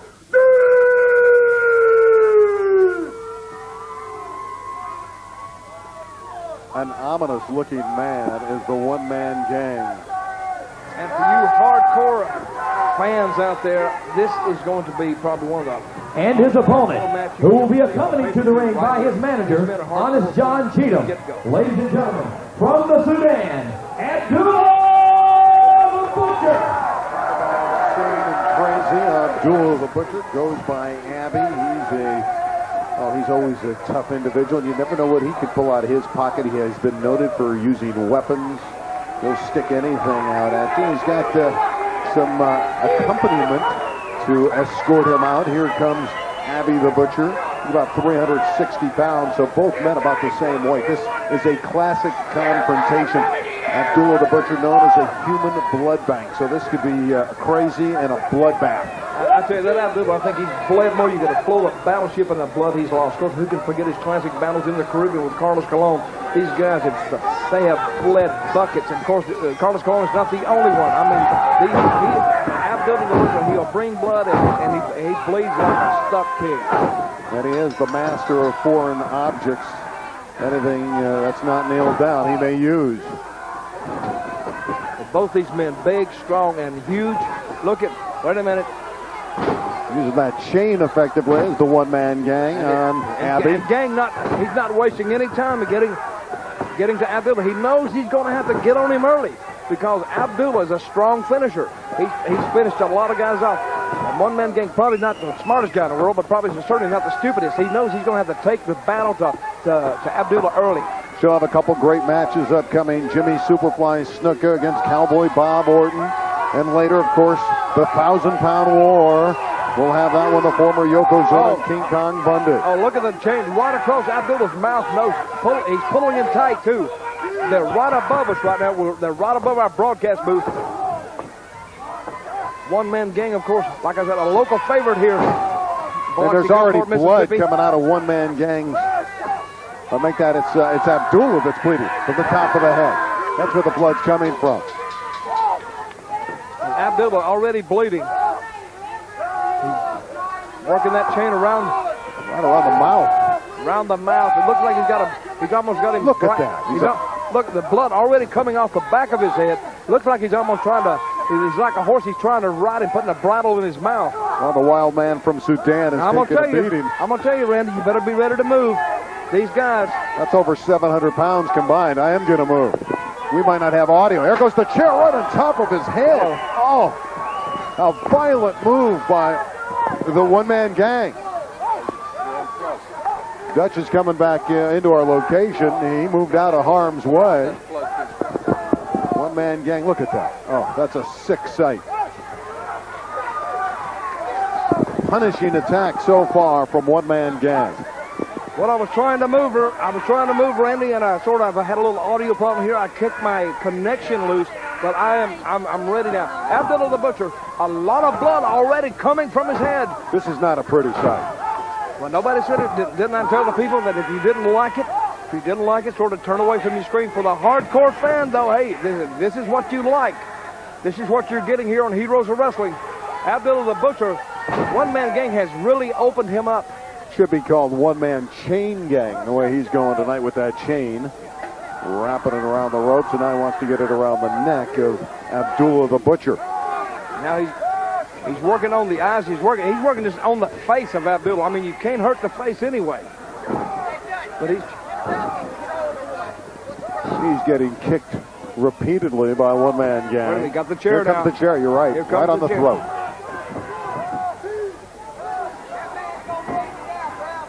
The referee was about to count out one-man gang for using the chair. So get that out of here. I'm going to disqualify you. That referee's not that stupid. That referee's not going to count that chair out of there. That chair should not be up there. Well, he's not going to count him out. Do you think that referee's that stupid? You know, he could wear that chair home for a necktie. Let him tell one-man gang he's going to disqualify. Well, the chain gang is working so far, right on top of the mouth. I don't know how he can breathe, Abby. See, these men agree that if any... How can he breathe? Well, I guess through his nose, I guess. I don't know, going to breathe the best way you can. Well, you breathe the best way you can get by in these battles like this. This has been a violent bloodbath so far, dominated by one-man gang. Well, if it had to be awarded on points right now, you'd have to give it to one-man gang. One-man gang spraying perspiration right on top of the head, right where he's bleeding. He's going to take full advantage of that cut as one-man gang. You see the skull and crossbones gracing one-man gang's outfit here tonight. He's going to sit on him on the ropes. And that's 300 and some odd pounds sitting on it. You can't breathe. People got their cameras out here now, knowing this is an historical event in the wrestling profession. Oh man, he's just dripping. One-man gang is quicker now. He used to be 425 pounds. He's down to a spelt 360. Wait a minute. Oh, come back. Oh, he got him right in the throat with that right hand. The people come to their feet now. They come up. Abdullah the Butcher was a legend in Japan. He tore through that country like Godzilla, went through Tokyo, and now he wants to tear through the one-man gang. Okay, we're being joined here in that broadcast booth by Honest John Cheatham, the man who accompanied Abdullah the Butcher to the ring. Honest John, can you hear me? I can hear you just fine. Let me tell you something. I did not come from Paducah, Kentucky to lay down. There's people in this room. There's people watching this pay-per-view that have idols. And let me say this tonight. Abdullah's here to take out their idols. He got him with the fork. Look at that. Abdullah's got the fork. Oh, and now my he's God. cutting up the one-man gang. Butcher's bringing back justice. There is no justice with the fork in the middle of the ring. Anything goes here. Wait a minute This now. is not right. Now look at Gang, the blood pouring. The blood pouring of him. Now we said at the outset, these guys are human blood banks. Blood and mayhem. That's been the defining moments of this match. There's one thing about Honest John from Paducah, Kentucky. Abdullah the Butcher does not like idols, and he understands in this arena, people idol this man. Butcher is here to take away their idols. Well, he's doing a pretty good job of it, Honest John. Honest John Cheatham, the man who accompanied Abdullah the Butcher to the ring, now leaving the broadcast booth. And Abdullah the Butcher absolutely bringing these fans to their feet, coming out of his trunks or out of his boots with a fork and returning the favor. Look at that. This is cutting him to ribbons. This is bloody. This is disgusting. The blood is pouring off one-man gang and repeatedly getting jabbed, getting stabbed with that fork. I think mayhem is an understatement. Now he's going back to the chair. Oh.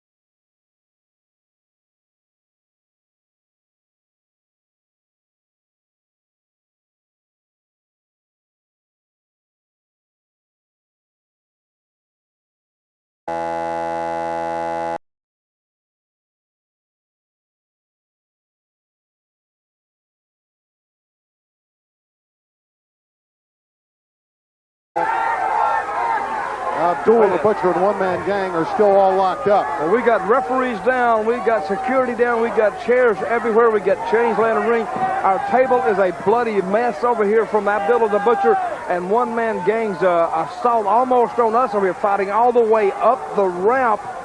Fred Richards, the official's down. He's holding his head. Looks like he's been, he was tagged a good one. There's no question about it. He's groggy.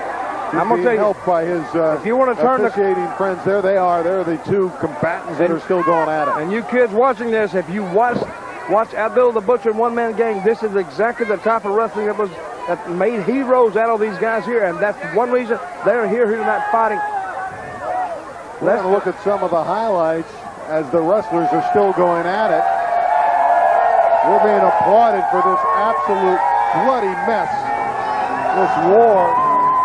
Look at all the bloodshed here. The fork still in the hands. In the mouth. He hooked him in the mouth. Right. What a graphic photo. What a graphic photo right here. What a graphic shot. And there you see one-man gang trying to get himself up. He lost a lot of blood. Oh, they both lost a lot. Watch this chair here. Chair right on top of the skull. He brained him on that one. He really brought the bacon home on that one. Security is okay. They're groggy. They're being helped off. That's a very good sign. And this is right where they were at the broadcast table here. Serious. Yeah, we almost took our own beating. Judge, you okay? I'm fine. Hey, you think those guys scare me? They don't scare me. I'll run. I can outrun them. They may run you down, though. Well, we were both able to get away, but I was very interested in seeing what's this. At this point, they're right on top of us. I don't know who sent that security out, but they shouldn't have listened. Watch this. Now, what you got here, you got two guys fighting each other, but don't want anybody else to get into it. That's what I like. Hey, I'll clear it out if you clear it out. Let's fight some more. But what a mess. What some carnage they left out here. No real winner. There's no winner. No winner at all. But brother, I'll tell you what. Carnage. If you can shoot this right here, look at all the blood everywhere. The blood on this is right on my board here. I was working on the board. That's the material. Unbelievable. Are you all right? I'm okay. No blood. Okay? I'm fine. We're fine. You were closer to him than I was. Okay. A little bit earlier, there was a card game. Jimmy Snuka, Cowboy Bob Orton. You know, they've been feuding since, 1984? But bygones be bygones. It appeared that everything was okay.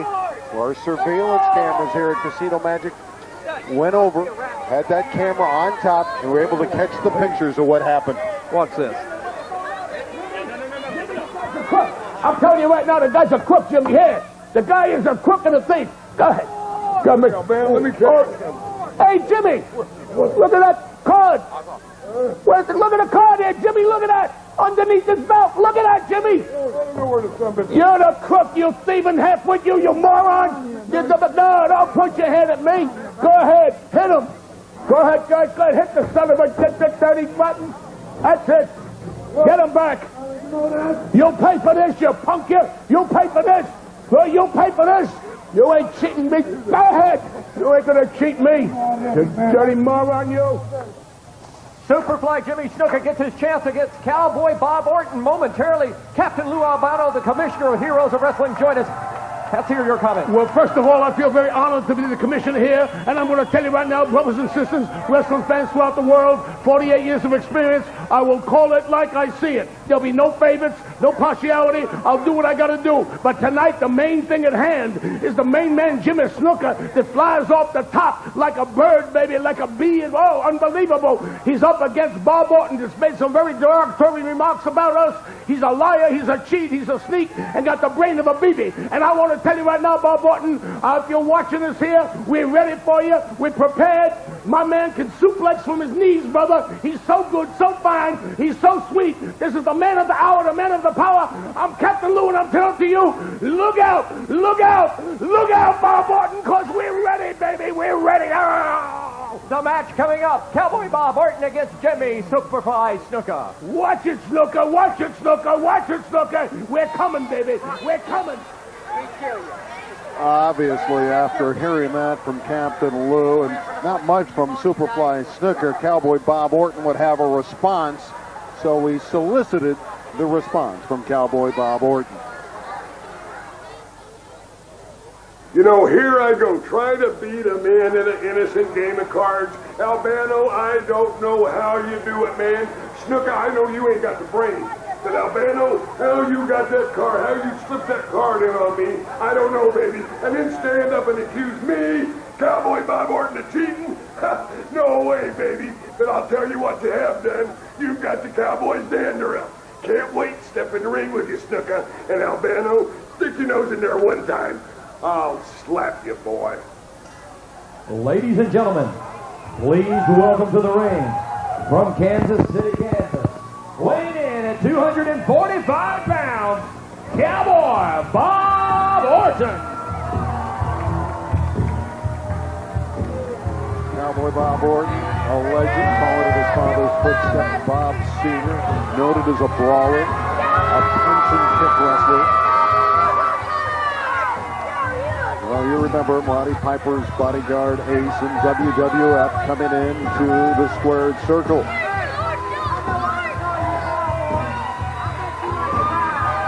This feud has been going on since 1984. They've fought all over the world. Madison Square Garden, Sports Arena in Los Angeles, of course the Garden in New York. Bob Orton, the Cowboy ace, him and Jimmy Superfly Snuka. Captain Lou Albano. He hails from the Fiji Islands, weighing in 235 pounds, Jimmy the Superfly Snuka. Captain Lou.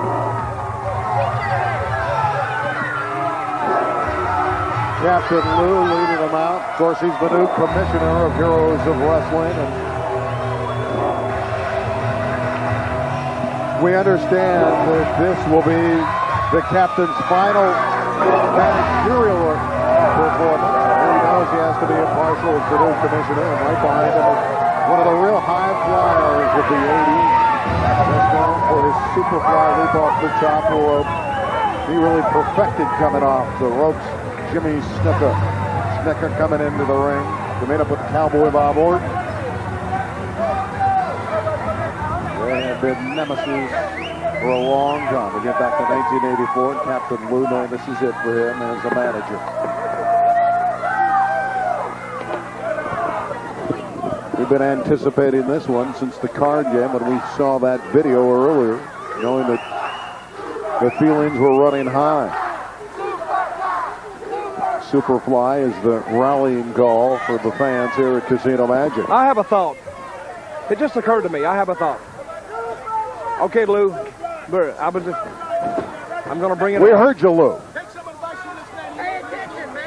You have to be working on your match. Lou, go back there. You work on your match. He's coming over here, wants to do the announcing. Well, he's the commissioner now, see? Yeah, he can do anything, Yeah, he can do anything he wants to do. But, a thought just occurred to me. If he, being the commissioner, isn't this like a conflict of interest? Well, this is his last managerial job tonight. He's stepping down. You sure of that? Yes. We've been... Oh, who told you that? Yeah, we've gotten the confirmation. We do have confirmation. Yeah, we do have confirmation. Oh, I didn't see confirmation. Okay, anyway, let's go back to the match here. A classic match here. Jimmy Snuka, Cowboy Bob Orton. Work the midsection immediately. And I don't think he was cheating at the card game, actually. Whoop. A high flyer right off that rope again. We've seen that for so long. That's reversal. 1, 2, near pin by Cowboy. I'm going to tell you, Cowboy Bob Orton, one of the most proficient technical wrestlers ever. Him and Jake Valentine are very proficient technical wrestlers. Bob Orton, of course, a second-generation wrestler. Bob Orton Sr., of course, being his father. And Bob Orton Jr., of course, named after him. Captain Lou giving Superfly some guidance outside the ring. I'm going to tell you, Randy, we have turned the clock back tonight. We have turned the clock back tonight. Nostalgia is in. Wait a minute, an elbow right to the forehead of the Superfly. You could hardly watch that young man. Of course, it was violent with the last match with Abdullah the Butcher and one-man gang. The camera following Jimmy Snuka closely around the ring. Bob Orton, he doesn't miss. See, one thing about it, if you really know what you're looking for and you watch Bob Orton, you'll notice there's not any wasted moves in his action. Every move has a purpose and it means something. He doesn't spend any extra energy that he doesn't need to spend. Coming up, we have Jake the Snake Roberts and Jim the Anvil Neidhart, and of course, he's got him hooked for the suplex and puts him down hard. The suplex. Of course, we have the former Yokozuna and King Kong Bundy in the 1,000-pound plus war. Actually, it's closer to 1,100 pounds as Cowboy Bob is flexing. I'm still recovering from the one-man gang Abdullah encounter that you fans just saw previously. There's a slam coming. He puts him down hard again. Now, I don't know how many slams Snuka's going to be able to take like that. He's a phenomenal athlete, well, Snuka. There's a 2 count, and he's able to kick out at the very last instant. And Snuka's back is bothering him. And he gets hammered right in the back with that leg. Well, we're yelling Superfly here. That's what he's working on. Bob Orton Jr. working on the small of the back of Superfly Jimmy Snuka. And if he keeps that up, Snuka's going to have a hard time continuing, or at least maintaining 100% effort in this match. Well, Snuka's a man with amazing reserve. So he's tough, and normally he can wear opponents down, but he's taking a beating at this stage, and he has to call upon all that reserve. Well, he may have to call upon some of that experience, too. Because Bob Orton is going to call upon all of his. Wait a minute. He picks him up over the top, and the grandmama's house we go, puts him down hard again on the small of the back. He needs a chiropractor right now. There's 1, 2, and another kick out at the last second. A 2 count as Snuka's experience is saving him here 2 or 3 different times. Okay, let's face it, Randy. These guys are older. They're not in their 20s anymore. They're not even in their 30s anymore. But let me say, these things hurt, and they hurt worse than when you were younger. Let's not tell a lie. Let's tell the truth. These guys are older. All these heroes of wrestling are older guys. So that's why they don't have to wrestle harder. They have to wrestle smarter. But it still hurts more. So we're going to see. But I'm going to tell you, if you're looking for just for an even par match, this match, both men basically been in the business about the same amount of time, about the same age. So basically, they're still paired up. And we're going to see right here in just a little bit who's going to win this match. And they know every move of one another. They've been in battle for so long, and they've been nemesis for so long. So there's no surprises with Snuka and Cowboy Bob Orton. Oh yeah, there's a lot of surprises. You see, Randy, that's what I disagree with you. But they've been in the ring so much. You're trying to call this like some here. stupid UCLA Oregon basketball game or football game. No, this is wrestling. Anything goes. The last match should have told you that. The last match should have told you that. If anything goes. Anything can go, but they've seen it all. They've been in battle at war for so many years, coming on 16 years. You know, I've been pretty nice to you so far, but I tell you, I just got to make a stand here. You know, I try to act like a gentleman, but, you know, Mr. Rosenblum, you're kind of wearing on my last good nerve. Well, Dirty Dutch Mantel, I got to tell you, these guys have been battling for nearly 16 years. We're going into a new millennium. There's very little that these two don't know about one another. In your opinion? In my opinion. Okay, then let's clarify that. Let's validate that last statement. I've been validated. But I went to law school, so I know how to do those things like that. Okay, right here you see Bob Orton, of course. Now I want you to look in if the camera get in there close on Orton's face, Orton is a very methodical. They're coming in there, and he's trying to wear Jimmy Snuka down because he's on top. Now, who's going to expend more energy, the man on top or the man on the bottom? The man on the bottom, and that's what makes Orton such a good technician that he is in the ring. Cowboy Bob Orton, crafty, cagey wrestler, has all the scientific wrestling skills. He's been around a long time. And there's Captain Lou, newly appointed commissioner here. He's playing the camera. He should be helping Snuka at this point, who's taking the brunt of this assault from Cowboy Bob. He's trying to work on that arm. Doing a good job of it. Yeah, he's doing an excellent job of it. And the elbow on the arm. Cowboy Bob is so far dominating this match. Oh, well, here we go. More of that rude Mississippi behavior down here. Well, Cowboy Bob is not the wrestler that the fans are siding with. They want Snuka to get out of that hold. Well, I'm sure Jimmy Snuka would like to get out of himself. Well, Snuka's not been able to get to the ropes, and we've seen him do so much damage from the ropes over the years. And that's because Bob Orton, using all his 20-some-odd plus years in the wrestling profession, bringing all of his experience to the forefront right now. and he's doing one hell of a job of it, if you ask me. But you didn't ask me, did you? But I'm going to tell you anyway. Well, Cowboy Bob right now is holding all the cards. Because he's the ace. He is the ace. He's the ace, and like Jimmy Snuka right now is like the... He's winding up and he's like the three chops club. there. Another chop to the head. That's that big windmill, the chop to the top of the head. You can see that Snuka is in pain. Now this is going to do some damage here. He's taking a beating. This is going to do some damage. Watch this stomp. He does it again. Captain Lou, he's not doing much there as the manager. He's walking away in the background. Not much you can do when your wrestler is helpless. See, you answered your own question. You said he wasn't doing much, but then there's not a lot you can do. I don't know who's he pointing to here. I think that's the head of Casino Magic here. And of course, with Captain Lou, you never know what's really going on. No, with Captain Lou, you never know exactly what is going to happen with him, what he's going to say. But Bob Orton right now dominating Jimmy Superfly Snuka on the first ever Heroes of Wrestling pay-per-view. I hope he doesn't start paying too much attention to these people. Snuka writhing in pain. Because that is kind of rude to talk to somebody about somebody's sexual orientation. I would agree with that. Using those knuckles into the face. And Snuka's taking all the shots. And now Cowboy Bob wants some of the fans here in Mississippi at Casino Magic. He feels he's got Snuka at bay, so he's going after some of the fans, and now the official he's telling off. You see those guys out there? You couldn't melt and pour them in the ring with Cowboy Bob Orton. Well, he has to pay attention to Snuka because Snuka's starting to get back up. He's on his knees. I think what Orton's thinking about now, I think he's giving him time to recover here, though. That's exactly what he's doing. I think he let the fans, he got time to.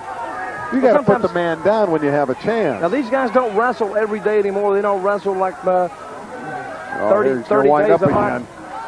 You're loading up on him. Boy, Bob Snuka's done very little in the way of offense. He better get his ball rolling. He better crank his car up and get it rolling here. There he headbutts him. He headbutt Cowboy Orton. That looks like a little bit of a coconut, but wait a minute. Orton's seeing stars. Snuka has turned the tables on Cowboy Bob Orton. He's got them all chanting now. And a chop. This thing's turned around and the fans love it. Well, you said he had a lot of recuperative powers. I guess he proved you right. A right into the corner. Over the top. Is he going to go over? No, he's holding on. Wait a minute. He sent him up on the top. And a kick. Right to the midsection. And Snuka feels wait a minute. He's gathered it back together. He has straddled the rope. Look at that. He's a more confident athlete. And a kick to the midsection. Another punch.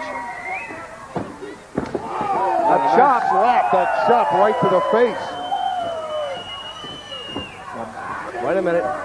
Bob coming back. In for the ride. Collision there. A double collision. Wait a minute. He fell on top of him and see if the referee counts it down. They both look down. They're both down. 1, 2. Nope. Wait a minute. Oh, that was close. Very close. That was. Wait a minute. That referee, I think he gave Jimmy Snuka a little bit of the benefit of the doubt there. He come down and saw it move. I think he's got quick reflexes, that referee. Both men are exhausted at this juncture. I think we better watch Snuka here. Snuka may have had something to do with these referees, too. They're yelling Superfly. Wait a minute. Trying to exhort this athlete on. He's going to the top rope. You can tell. He's going to go to the top rope. And everybody coming up now. He's noted for the leap, the Superfly leap.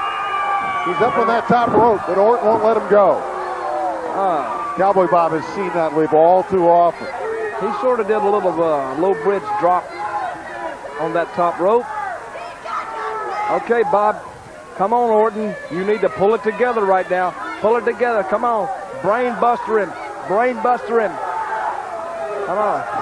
I'm going to tell you, these guys, they came well prepared for each other tonight. They came well prepared. Cowboy Bob Orton. You're watching, telling the fans that he's going to take Snuka out. And when you watch Cowboy Bob Orton, you're watching a master at work. A master. We'll see if he can. Wait a minute. What's Lou doing? Lou held the ankles. Captain Lou held the ankles of Jimmy Superfly Snuka. Wait a minute now. The official didn't see that. Todd Taylor third man in the ring didn't notice that at all. And Orton's going after Captain Lou. And I think he hit his hand on the turnbuckle. There's the Superfly leap. 1, 2. He got him with it. The Superfly leap and a pin for Snuka. Okay, you got to give Captain Lou an assist on that one. Superfly can still get up into the air. He had to be 10 feet high when he got it fully exposed and out there. He was really up into the night. Well, a little bit of a controversial ending on this one. And you see Cowboy Bob Orton pleading his case to the referee. He said, I had him up there, referee. And the referee said, I didn't see it, you know. Referees never see nothing. That's what you're right. Cowboy Bob Orton is just irate about the fact that he was held back by Lou Albano. And Snuka gets the win. And if I was the official, I'd get out of there in a hurry, too. Cowboy Bob Orton, 248. Here's the finish. Here it is. The turning point of the match, the Cocoa Butt by Jimmy Snuka. That really turned the tide. That swung the momentum back in favor of Jimmy Superfly Snuka. And you see the classic pose made famous by Jimmy Snuka that millions and millions of fans have seen over through the years.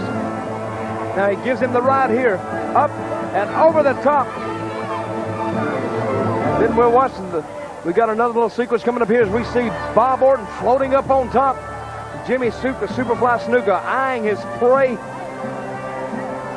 And now he's going after Cap. And we'll see the famous top rope that made Jimmy Superfly Snuka famous. And when he comes off with it, the fans react. They know that's the finish for Cowboy Bob Orton. And the referee rides in. He does a 1 and a 2 and a 3. And it's all over. Put it in the book. Write it down. And let's take a second look from a different angle right here. Look at the height, the altitude that Jimmy Snuka attained on that dive there.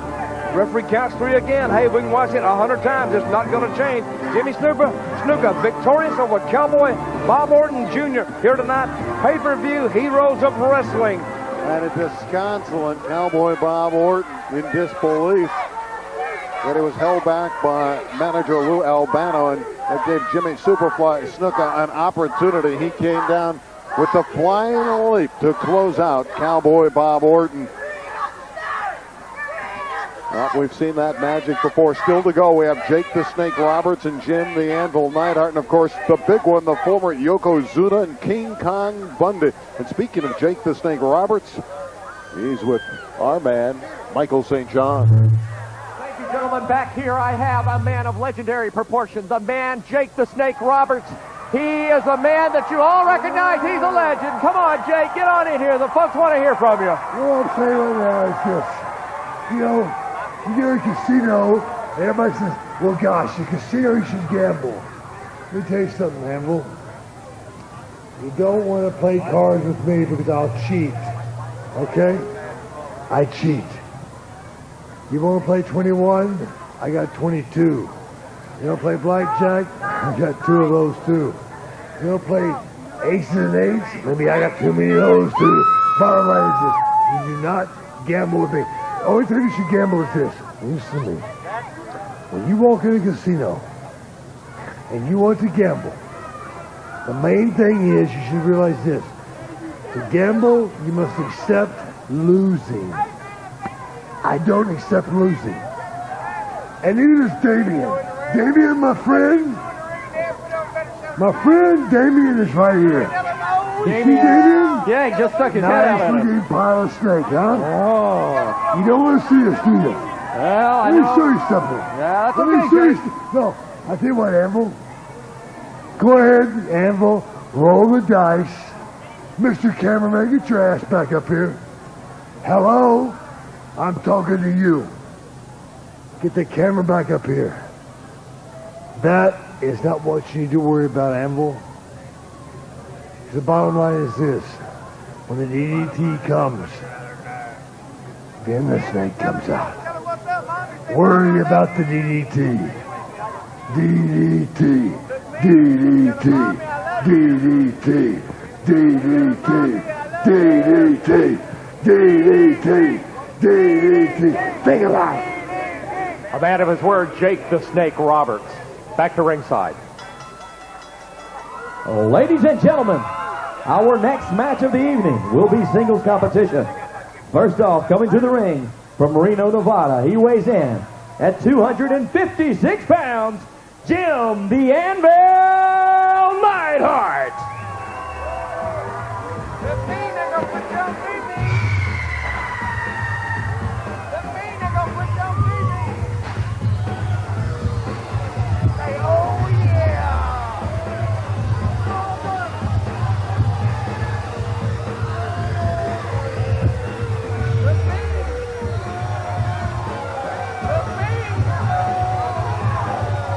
Little suspense here waiting for the Anvil, the former track and football star at UCLA. And here he comes. Played with the Oakland Raiders and also the CFL, professional football. One of the most powerful men in wrestling. This guy is known for his thunderous power slam. Big, strong man. Played a lot of professional sports. Football player, track star, just like you said. But we're going to see, because he's facing a man tonight that I've known for many, many years, and I've also known him to be, and I've said this before, and I'm going to say it again, one of the most evil minds to ever grace a wrestling ring. This man thinks wrestling 24 hours a day. He thinks it even in his sleep.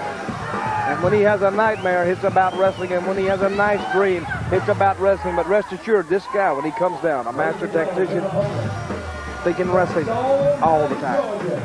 He's going to be accompanied to the ring by his little friend, Damien. He weighs in at 260 pounds. Please make welcome Jake the Snake Roberts. Now listen to this crowd now. Jake the Snake, almost locally grown here in Biloxi, Gulfport, Mississippi. And he's making his way down to the ring. Look at that face. That face there, believe me, has concocted up some vile schemes. In the bag is Damien, the 14-foot python. He'll bring that into the ring, and of course, if he wins, you know, he'll just lay it right over his opponent, Jim the Anvil Neidhart. And he's thinking right now, you know, he's thinking how to get the best of Jim the Anvil Neidhart. That snake, Damien, you know, I've had it laid on me before, and it is not a pleasant experience. We see all kind of wrestling media around the ring tonight. We see Pro Wrestling Illustrated, Wild Magazine. We see a lot of people represented tonight from the wrestling media. Flash bulbs popping all over the place. And a lot of print writers, a lot of internet people around here tonight. But this right here, this is the heart of Snake Country right here. Well, this is an historic night, the first ever Heroes of Wrestling.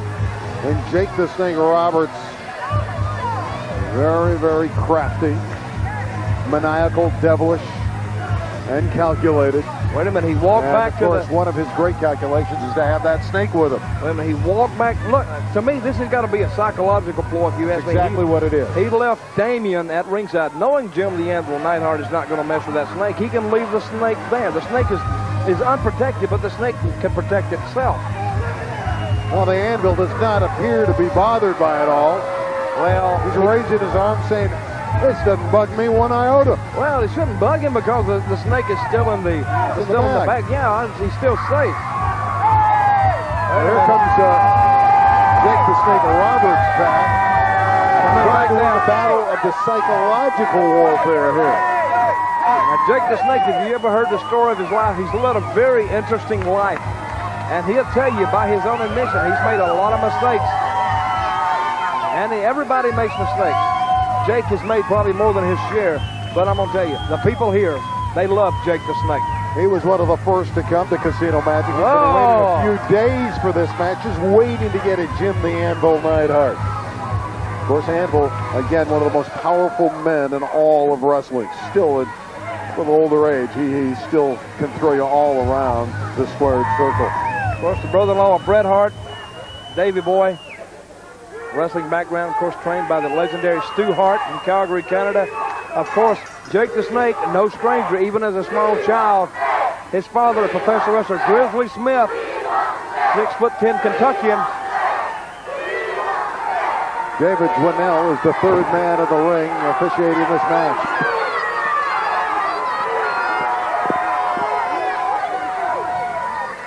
Jim Anvil's turn.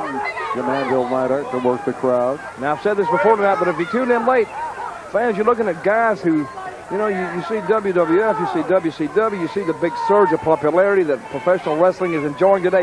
These are the guys, along with me and everybody else here on this Heroes of Wrestling card, that made all this possible.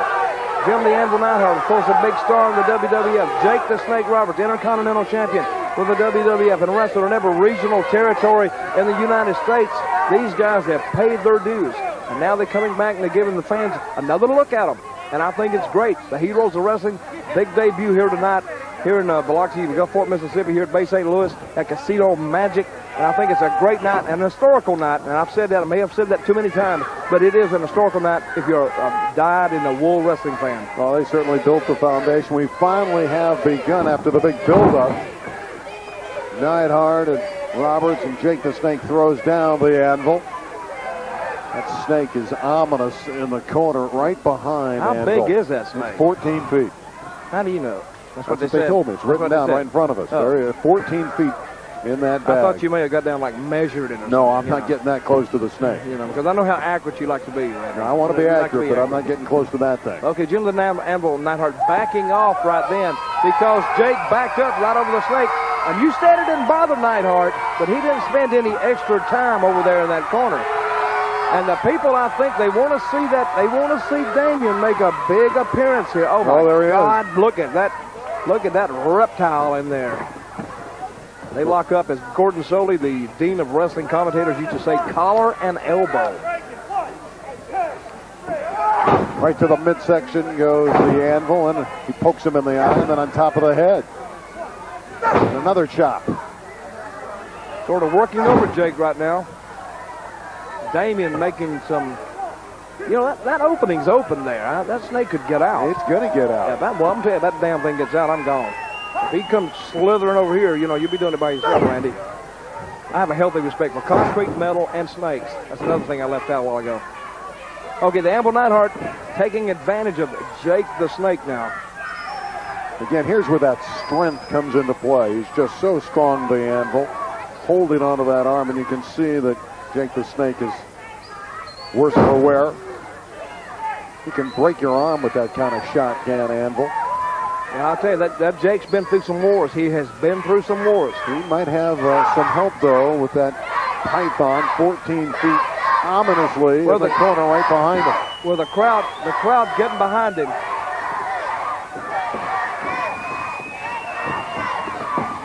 Wait a minute. Nice reversal by Jake the Snake Roberts, and then he's reversed. Good elbow by Jake the Snake Roberts. Wait a minute, he's going for that DDT.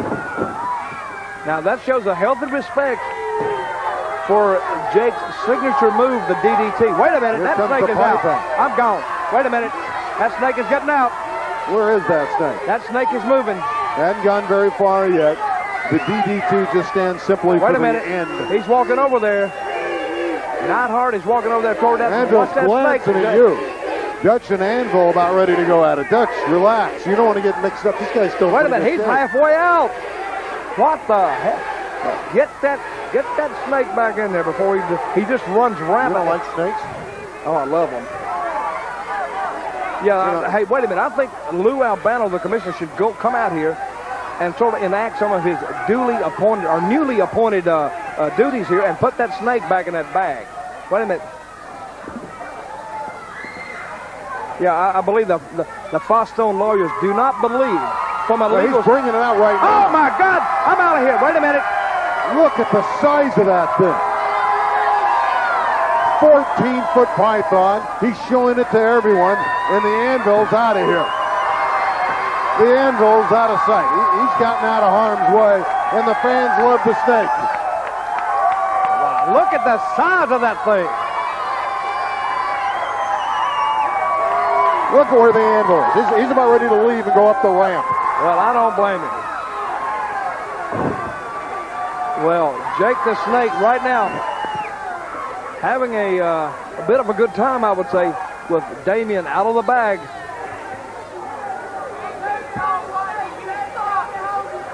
Well, I don't know. How much venom is in that snake? Well, what do I know? I look like I'm some kind of snake doctor or something. How do I know? Wait a minute. What's now going look on? at that. Look at that. Look at that. vile. That man is vile. Look at the boots. Look, do you notice the boots he's got on? Well, that meant he had to kill a snake to get the boots. And I bet Damien doesn't know he killed him. Oh, stop it. A snake shed, so he got boots. It's big enough to have enough shed to have boots. And Randy, here comes, wait a minute. King Kong Bundy. What's he doing out here? Wait a minute. The snake is out. The referee is out. Everybody's out. Now, King Kong Bundy joining in here. What the? Wait a minute. Now, this is going to get interesting now. Wait a minute. What's King Kong Bundy doing here? He's in the next match, the 1,000-pound war with the former Yokozuna. Wait a minute. He's saying he's going to talk to Neidhart. Wait a minute. They got some kind of conversation going over there. Wait a minute. Commiserating. I know they don't like snakes. That's for sure. Who does? Wait a minute. That's 2-on-1, maybe. Anvil's back in the ring from behind. He got him from behind. Yeah, and the referee got in the way, too. The referee got a little bit of that.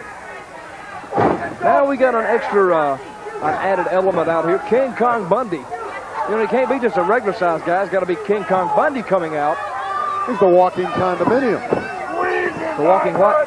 Walking condominium. Oh, I thought you said something else. All right, get your mind in the right place. Okay. King Kong Bundy standing out. And obviously, his diversion bothered Roberts, and that's why the snake's down. Well, where did the snake go? Did the snake go back in his little? Is he back in his bag now? Yeah, he's back in a bag. He's back in a the very bag. safe place. Yeah, but Bundy acted as a diversion. Neidhart rolled back in there, took advantage of the snake, the human snake, not the reptile snake. Took advantage of Jake the Snake Roberts. And this match here has Where's it, Neidhart? It's been got a little bit of suspense behind it right now. Now the Anvil has the Snake Roberts in a headlock. It looks like Bundy's he's getting a little bit closer to that snake. Watch it, Bundy. You know, you're looking at his... He's talking on the side. You get the feeling... What's he doing with the snake? King Kong Bundy's playing with the snake, slapping the snake around. And he's agitating that snake. Why would you do that? Let me go ask him? No. Why don't you go ask him? I just don't think that's a smart move to sit there and slap and hit a snake, especially when it's 14. Are you like an animal rights activist or something? No, but I still don't think that's a great idea. I bet you're a tree hugger too, aren't you? You know, listen, hey, let wrestling be wrestling, you know, and, you know, keep these social comments to yourself. Wait a minute, Neidhart went to the well just a little bit. Jake calling for the DDT. That's his signature move to call for. Wait a minute, Bundy is up. Bundy's up. Wait a minute, he's going for the short one. He knocks him down. Bundy is up. A short clothesline by the snake. Bundy extolling Neidhart to get up. Crowd wants the DDT. Wait a minute. Snake saying he's number one. He hits Bundy. Another knee in the back. Now Neidhart, they got Jake down. Wait a minute, Bundy coming into the ring now. This is unfair, 2-on-1. Bundy's too big a man. Fans here are up in arms over all this. Bundy kicking Jake the Snake. Neidhart kicking him. Well, that'll teach Jake to bring a reptile to the ring. You know, he's got by with it for years and years and years and years. And to me, I think it's finally somebody put a stop to it. They finally taught this man a lesson that a wrestling ring is for athletes, not animals. Well, it's the former Yokozuna. Wait a minute, we got another guy coming. Look, Yokozuna coming down to the ring now. It better not be 3-on-1. Well, we don't know his intent when he's coming to the ring. Now look, he is. He needs to help Jake the Snake Roberts. This is 650 pounds, enough girth to move the earth. Wait a minute, both men have backed up now. And he's talking and he's showing what he thinks of King Kong Bundy. We're supposed to have them in the next match. What's going on here? Are they going to start their match right now? Wait a minute. Let's see what the referees... Everybody's standing around. It's like a... Well, King Kong Bundy and the former Yokozuna are going at it. Wait a minute. Well, I guess 1,000-pound war. No, wait a minute. Neidhart's back in it now. This is more like a 1,500-pound war. I hope this ring can hold these guys. Neidhart over 300. Bundy 450. How much is Yokozuna? 650. They're quivering in L.A. and San Francisco, thinking there could be aftershocks, another big earthquake with that much tonnage out there. He's laying in on him. Wait a minute, Jake's still on the outside. This is now a tag team match. They announced it's a tag team. It's suddenly a tag team match. King Kong Bundy. Okay, they've just turned it into a tag team. Hey, can the referee do that on his own accord? Can he just... Wait a minute, we got a big match here. Neidhart on King Kong Bundy. This is crazy. So the 1,000-pound war has developed early. Jake Snake Roberts is right in the middle of it. Jake the Snake outside the ring. Looks like he's holding his ribs. Wait a minute, is that another Bundy out there? Wait a minute, who is that guy? There's another Bundy look-alike. It looks like a little mini-me Bundy out there. Wait a minute, but he must be... Maybe it's his kid. I don't know who this guy is. You know, he is the baby Bundy. We had Abdullah come out here with a new face. We got this guy. We don't even know who this guy is, but you know, a lot of people springing up here tonight. We don't even know who they are, but this guy here, he looks like he belongs in the corner of King Kong Bundy and Jim the Anvil Neidhart. So there's the team that's together. Yokozuna, former Yokozuna, and Jake the Snake Roberts, who's staggered. He's about to go down. Well, I hope Jake doesn't go to the crap table tonight. I don't think he can get over there. He looks in bad shape right now. Wait a minute, Neidhart trying to go at him, but he's got him. Okay, if they've turned this into a tag, if they've turned this into a sick man, Anvil, he's biting him. Well, if they've turned this into a tag team match, they need to take advantage of the weakened condition of Jake the Snake. Neidhart working on him outside that ring. Now we see Yokozuna and King Kong Bundy both on the outside here. The Heroes of Wrestling first ever pay-per-view here from Bay St. Louis, Mississippi at the Casino Magic. A great show. Legends galore tonight. Jake the Snake, Abdullah the Butcher, King Kong Bundy, Yokozuna, Marty Jannetty, Stan Lane, Tully, Blanchard. Another violent Jimmy assault on Roberts. Lots of people have been here tonight, and I think what a great inaugural event this has been. Those chairs have been utilized in just about every match, and the Anvil's going to use two of them at the same time. He's got two chairs now. And they hit him right over the head again. Oh! He rocked him. Down goes Roberts. He rocked him. Neidhart is very pleased over his handiwork, and he should be pleased. Because the Bundy look-alike liked it. Climbing back up his Anvil. Wait a minute. Having a few words with some of these southern Mississippians down here at Casino Magic. Jake the Snake is taking a terrible beating. Jam-packed crowd here tonight. Enjoyed a great night here. Bundy now going after Jake. He's got the chair. Can you imagine the force he hits him with? Oh, that was unbelievable. I think Jake may have some brain damage if he didn't have some already coming in. But I think he's sort of advanced his brain damage. You know, that's not real good for your mental capacities. Randy, I don't know if you know that. Not good for your lifespan at all. Yeah, I don't know if you know this or not, but getting hit in the chair is not a good thing to happen. No, I don't think it's sort of bad. I wouldn't recommend it to anyone at home. Kids, remember, if you're watching this, don't go hit your little brother or your little sister with a chair. Don't do it. Because Mama might pull off a limb off a little tree out there and it'll wear you out with it. I ever see the man with no name. I got to get this in, Dutch. The new commissioner said this is not, he's made a statement, this is not for kids at home to try. We don't want that. This has gotten out of control. We've seen a lot of things to it, and the commissioner knows he wants none of this to be tried by children. Okay, Neidhart right now taking it to Jake the Snake.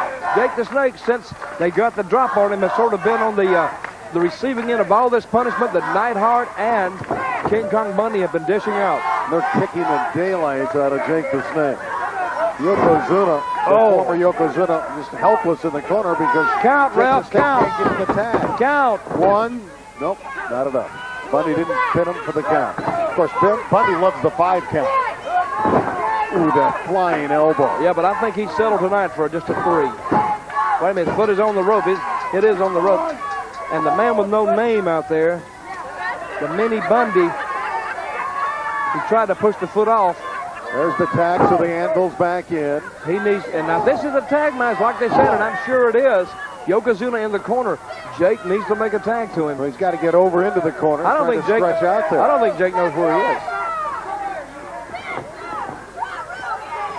You got the two big guys, King Kong Bundy and former Yokozuna, in their respective corners. Yeah, but we need to settle this 1,000-pound war because you got the 1,000-pound war guy standing in the corner. We need to settle this. I don't think they're going to fight the way things are going now. This has become a tag team event, and the former Yokozuna and King Kong Bundy aren't close to one another. They're going to strip him naked before the night's over. Both boots are off now. Laying on him. There's 2 count. Kicking out at the last moment was Jake the Snake Roberts, saving it for the time being. They're taking turns. Bundy will say, here, Mr. Wait a minute. Anvil, you work on him. He low-bridge Bundy. He low-bridge. Got him right into the Wait a minute. Now down below. Let's see if he can. Oh, man. Finally, the former Yokozuna's in a great job by the Snake. Oh, he sent him flying. Bundy down. Neidhart getting some. He's getting hammered by Yokozuna, but the 1,000-pound war, we still.